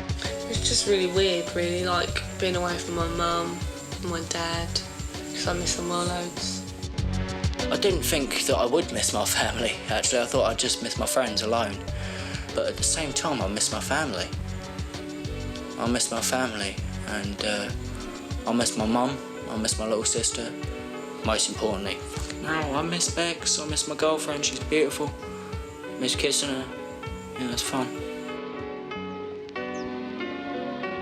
Tomorrow is another school day, but first Charlotte wants to find out more from Davia about life as a teenager in Jamaica. What would happen if I was lived and brought up here, and and your mum was my mum as well, and I come home and said, look, I've got a boyfriend. What would happen? Our mother would kill us and say, you're not staying under our roof with that. So do you have a boyfriend? Yeah. How old? 20. Are you allowed to go to your boyfriend's house? Yeah. You're all really shocked by it. You're like. So, you sleep over? Yeah, I do stay around there. Yeah. My mom would never allow that to happen. Are you allowed to kiss him?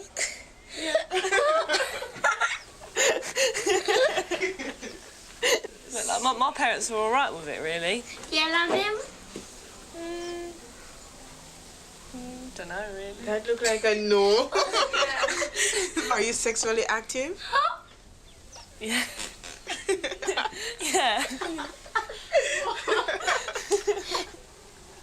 Devin want to know if you use a condom. You use one? Yeah. Well, you got it. Otherwise, you get something or get pregnant. So if I was your boyfriend, I never ever do those things.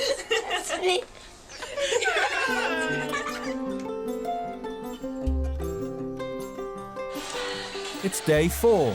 The teens are halfway through their experience in Jamaica. How are you feeling today? Today at Denby High, the students are being drilled in the school's strict moral code. No, we're going to have a very interactive session this afternoon, and I know it's something that is on everybody's lips. And can you tell me what that is? Sex. Unlike in Britain, where teens are tutored in the art of safe sex, here the message is more simple. The only safe sex is no sex. Sex is fun, but it is not for teenagers. You have heard it over and over again that sex is for married couples. It's no to alcohol, it's no to sexual advances, and it's no to drugs. And to help our teenagers say no, the Jamaican government has come up with 101 helpful lines. Read one for me, sir. Stop now. Stop now. He's touching you. You are going to say stop now, and what you have to be emphatic about that. No means what?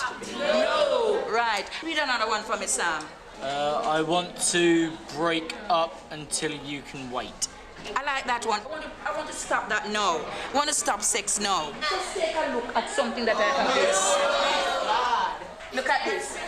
This is how our bodies can be tampered with. That's disgusting. This is a pus that is coming from the penis. His penis burns. Do you see this?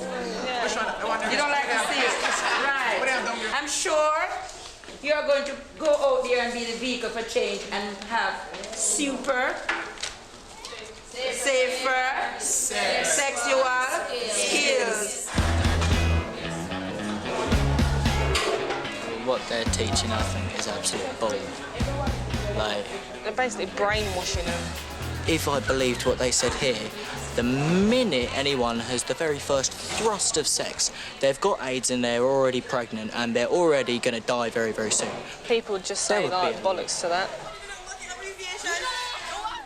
Sam has a reputation for coasting at school, but at Denby they've noticed his talent. The poem he wrote yesterday about fatherhood has been singled out for praise. I want to share with you a poem. When I have a child, I will set him free. His choices are made by him, not me. I'll guide him well, as best as I can. But he must walk his own path and follow his plan. My love for my family shall never run out. I'll stand on the rooftop and give out a shout. My beautiful family, my beautiful wife, my beautiful children. This is a beautiful poem, yes. The fact that I use it, Sam, means I think it's a good piece. Well done on the exam conditions. The staff feel that Sam has a low opinion of his own abilities. Before he leaves, they have some parting advice. Each time somebody says to you, Sam, you're doing well. You say, no, I don't think I'm doing well because. Say yes, accept. I'm not an A-grade student. I've never been. I don't think so, and I don't hope that you will say that again. For the little that I have seen of you and how quickly you were able to write that poem, I think you have tremendous ability, tremendous possibilities. Don't ever think that you are not capable of the A. I think you are capable of the A. But it's a little bit hard to believe when the only people who have actually ever said that to me all live in Jamaica. No one back in England has ever said anything like that to me. Not once has anyone ever said that I'd actually be able to get an A. No one's... Do you think that's why you doubt yourself? Because nobody has that kind of confidence in you? I don't actually have the ability to do certain things. No, don't say that. The children who are smart are able to get A's. No, it's not people who are smart get A's. It's people who believe in themselves and work towards it. I'll try my hardest, but I can say right now I will never be able to get an A. I wish you didn't say that. Despite being predicted higher grades, Sam got mostly C's and 1 E in his GCSEs. The comments have struck a nerve. I do fail, because I'm not the smartest person out there. I don't need some teacher who's met me for 2 days telling me she knows me. So I don't bloody need being told how brilliant and amazing I am, because whenever you do that, why on earth aren't I brilliant and amazing then? Why aren't I getting as good grades as the smart geek with the ridiculous glasses?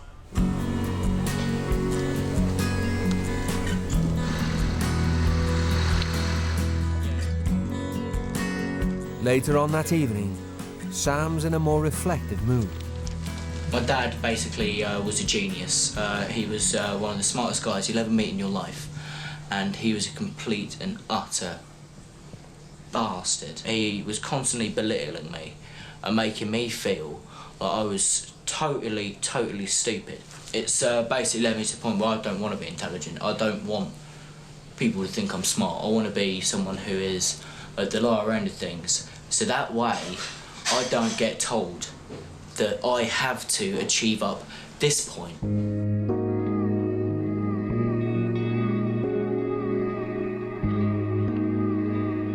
For the Rose family, succeeding at school is not an option, but a must. Education is a means of escaping the surrounding rural hardship. Dad Dave is keen that the teens experience this firsthand. Kids in England, America and Canada live in a life of paradise. They need to come to Jamaica.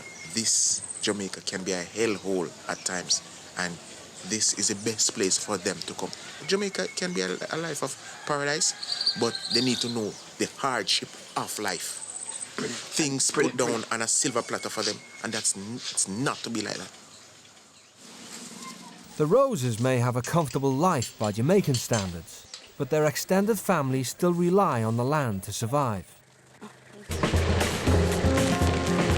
Today, the teens are being sent to the farm where Sharon grew up. This is where I've worked, my family worked. This is how we gain money to put food on our table. And since Charlotte and Sam is a part of my family, there have to be work on the farm to see what the farm life is about, how we can do things as a family.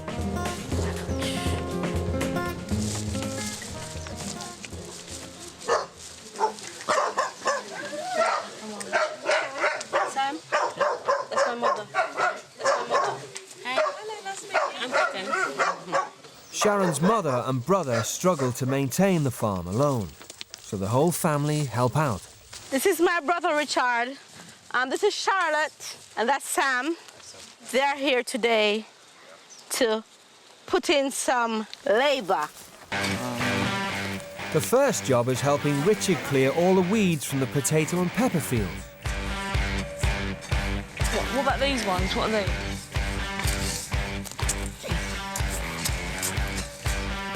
Your hands are soft, Sam, and a boy hand's supposed to be hard, rough.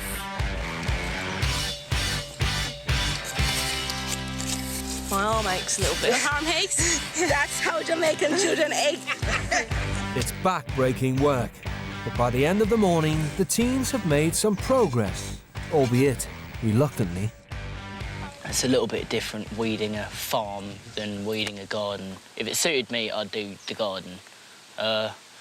If it was something like this, I would do it if I was getting quite a bit of money for it.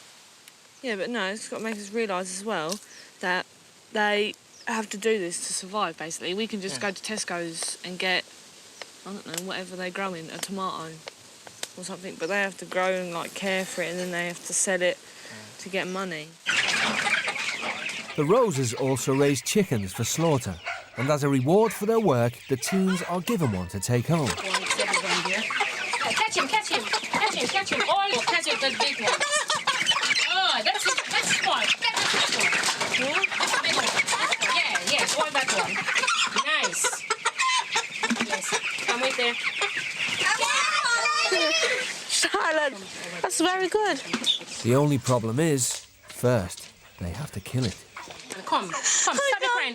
Come on, stop your crying, come. It's not hard, it's not hard. It's not hard. It's not hard. All you have to do is put it in the bag and cut off the head. I'll watch, I can't do it. Water running.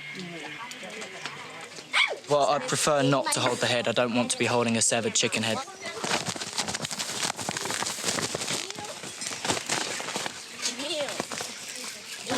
Thank you. Right, where am I going with this then? It's horrible. I'm not gonna eat chicken anymore. I'll say that, I probably will. Probably go home and have KFC or something. Thanks. All right. By the end of the day, Sam's attitude is starting to change. Seriously, this ain't easy. This ain't no holiday whatsoever.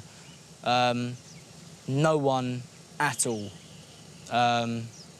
who thinks of Jamaica in England thinks it'd be like this. Everyone's like, oh yeah, beaches, nice hot weather, rastas smoking spliffs. It ain't like that. The real Jamaica is so difficult, and it's just so much work. It really is. Sam and Charlotte have been in the Rose household for 1 week and are now finally starting to feel at ease with their new family. You're just trying to torment me. I must say thank you. Thank you very much, You've guys. made this dinner possible, and you know, you guys, you did a marvelous job today. Thank you. And I must say thank you. Here you go, Sam. Wow, thank you. You're welcome. Thank you very much. Read it. How much is on it? It's 500 Jamaican dollars. 500 Jamaican dollars is equivalent to just under £4. It's good chicken.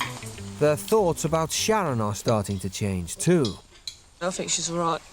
You just like talk to her and tell her how you feel and stuff, and then she understands. She's not a bad woman. She just don't take no shit, basically. And I do take back things that I said about her. She's a good woman, and yeah, she's cool. I like her.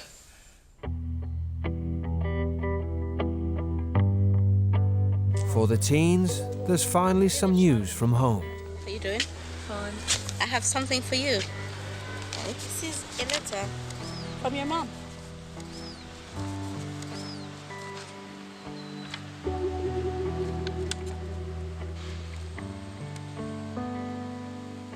Me and Dad think the world of you, and are so proud of you for what you have done, and love you more than anything in the world.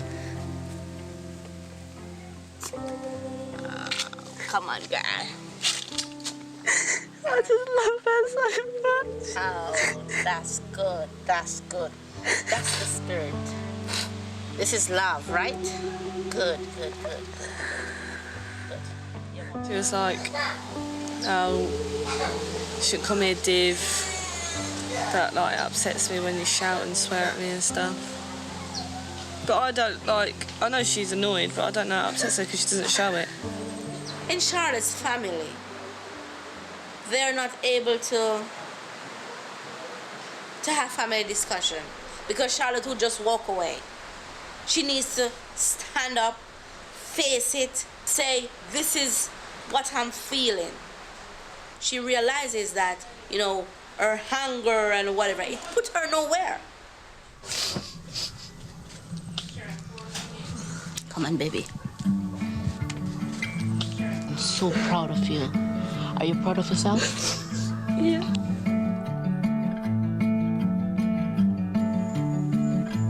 Before Sam came to Jamaica, there were daily rows with his mother. Now she's written him a letter. It's very peaceful at this end. And that has been very healing as our family. We are in great need of peace and healing. We have all been through a lot, but the only way we are ever going to get through is if we get the peace that we deserve.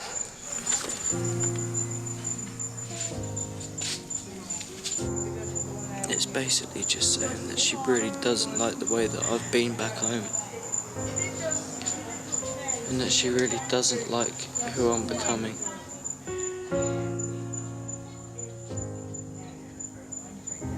I want my mum to like me. Fuck the love, fuck the respect.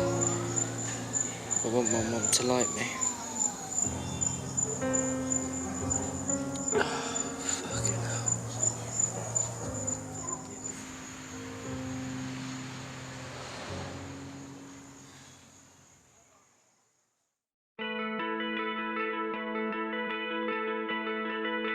Come on. With 2 days left to go, Sharon and Dave have a friend living on the other side of the island who they want Sam to meet. His father also walked out on him, and they think Sam could learn from his example. 19-year-old Malachi Johnson lives in Portland Cottage in the southern hurricane belt.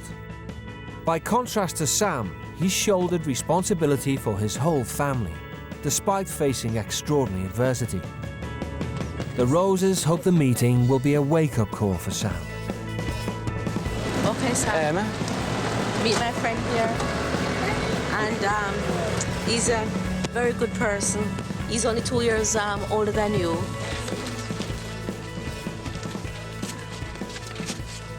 Oh. Oops, excuse me. The hurricane take it all off. Oh, man. This place is like... makes my place look really, really good. I thought it wasn't that good, but it makes it look pretty good. Last year, Malachi gave up his education to get a job to provide for his 7 siblings after his father left. My little sister. Hello. Tommy. Say hello.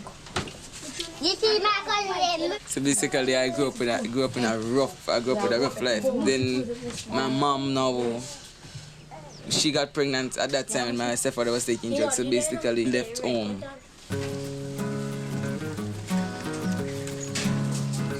Amazing, it's so different. What motivates me the most is my family. That's what motivates me the most to get a job. That's what motivates me the most. Sometimes I feel like sorry, but sometimes I said, God knows the reason why I put me in this position. I used to be a Catholic, but I lost my faith. I used to believe in God and all that, but I just lost it. I just couldn't believe in anything anymore. I didn't baptize at one point and become a Christian at one point. Like I would give up a long time ago. It's just like everything that I've thought was bad, everything I thought was shit, basically. It's absolutely nothing. Like, I'm sure, like, you'd rather live my life than live out here.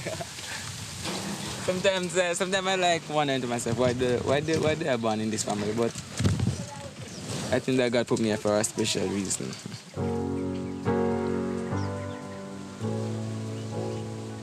This is made... Fucking hell. Coming here is made, like... everything different. I ain't complaining no more. There ain't nothing to complain about. I'm gonna basically just not be such a little whining twat. I really have been, I think. Don't know what on earth to say, man.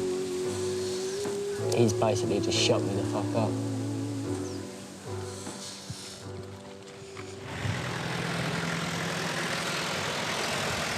Hey there, Sam. Hello. How was it? It was amazing. I chose to give up on things and he didn't. I gave up on my family. I gave up on trying, and he didn't. And yet he's got so little compared to what I do. Yet he's got the biggest grin on his face ever. He's happy. Yeah. Just being there sort of causing more problems. And I'm not doing that anymore. I really cannot do that anymore, otherwise I'm not going to be able to, like, put up with myself.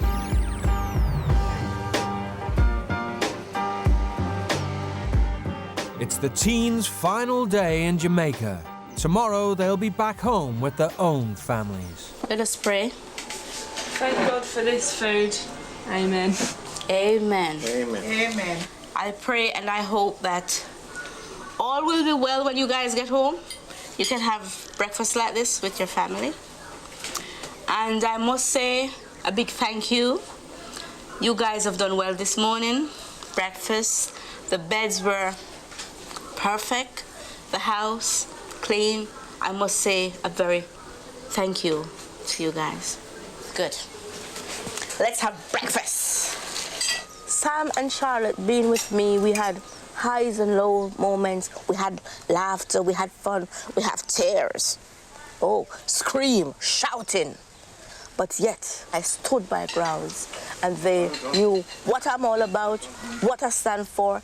Discipline, discipline, discipline. Respect, respect, respect. And I give them a lot of love. Love, unconditional love. It's just been such hard work being here, and I've learned so much, and I'm really eager to get back. It's sort of end of something and start something new. For me, it really is to start something new. It's the start of a new way of being with my family, which is cool. I don't think me and Mum will argue. And I think because I've been away from her, like, for this amount of time, it's just like, oh, maybe I do really miss her and appreciate the things she does, and I should listen to her more and stuff like that, really. Woohoo, I'm back! Lush! To mark their departure, the Roses are throwing a farewell party for all the family.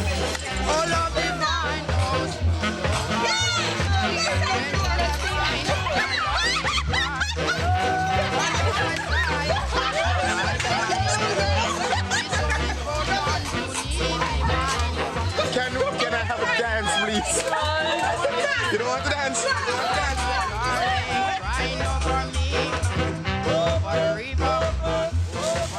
Oh, don't cry.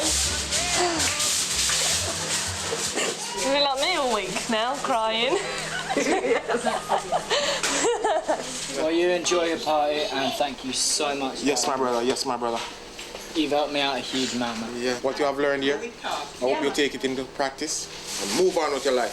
Things will work for you, my brother. I know that things will work for you, okay? All right, man. Yes, my brother. Thank you so much. Thank you. Thank you, Sharon. I will remember this. Always, always, always. Take care, girl. All right.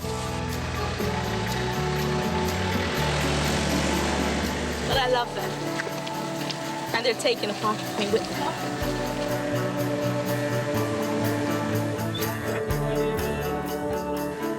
Being here in Jamaica has made me realise that I don't need to cry, get angry, or just shut down like whenever I get pissed off or something. So I can open up and talk to people about how I feel and like listen to what they've got to say as well about stuff. I'm a bit nervous about going home because I went away one person and come back another person. I don't know really how they'll take me as this. I'm not going back to how I was because I wasn't happy. No one was happy. And what idiot doesn't want to be happy? I really hope I've got a new Charlotte back, and I can't wait to see her and see how she's been and how she's changed and what she's been doing and how she looks, and it just feels like I haven't seen her for such a long time.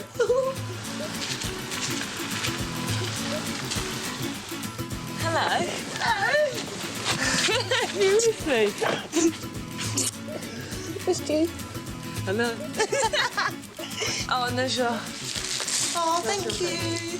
Oh. Oh, sorry. Thank you. It's the ashtray. Someone who loves me very much went to Jamaica and got me this ashtray. Oh, I think it's just... What do you see differently now you're back? Like, I should listen to you more and take on board what you say. Can you see why we do it? Yeah, help me out and stuff.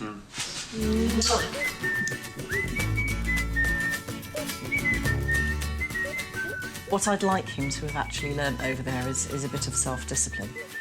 And to see a family operating well.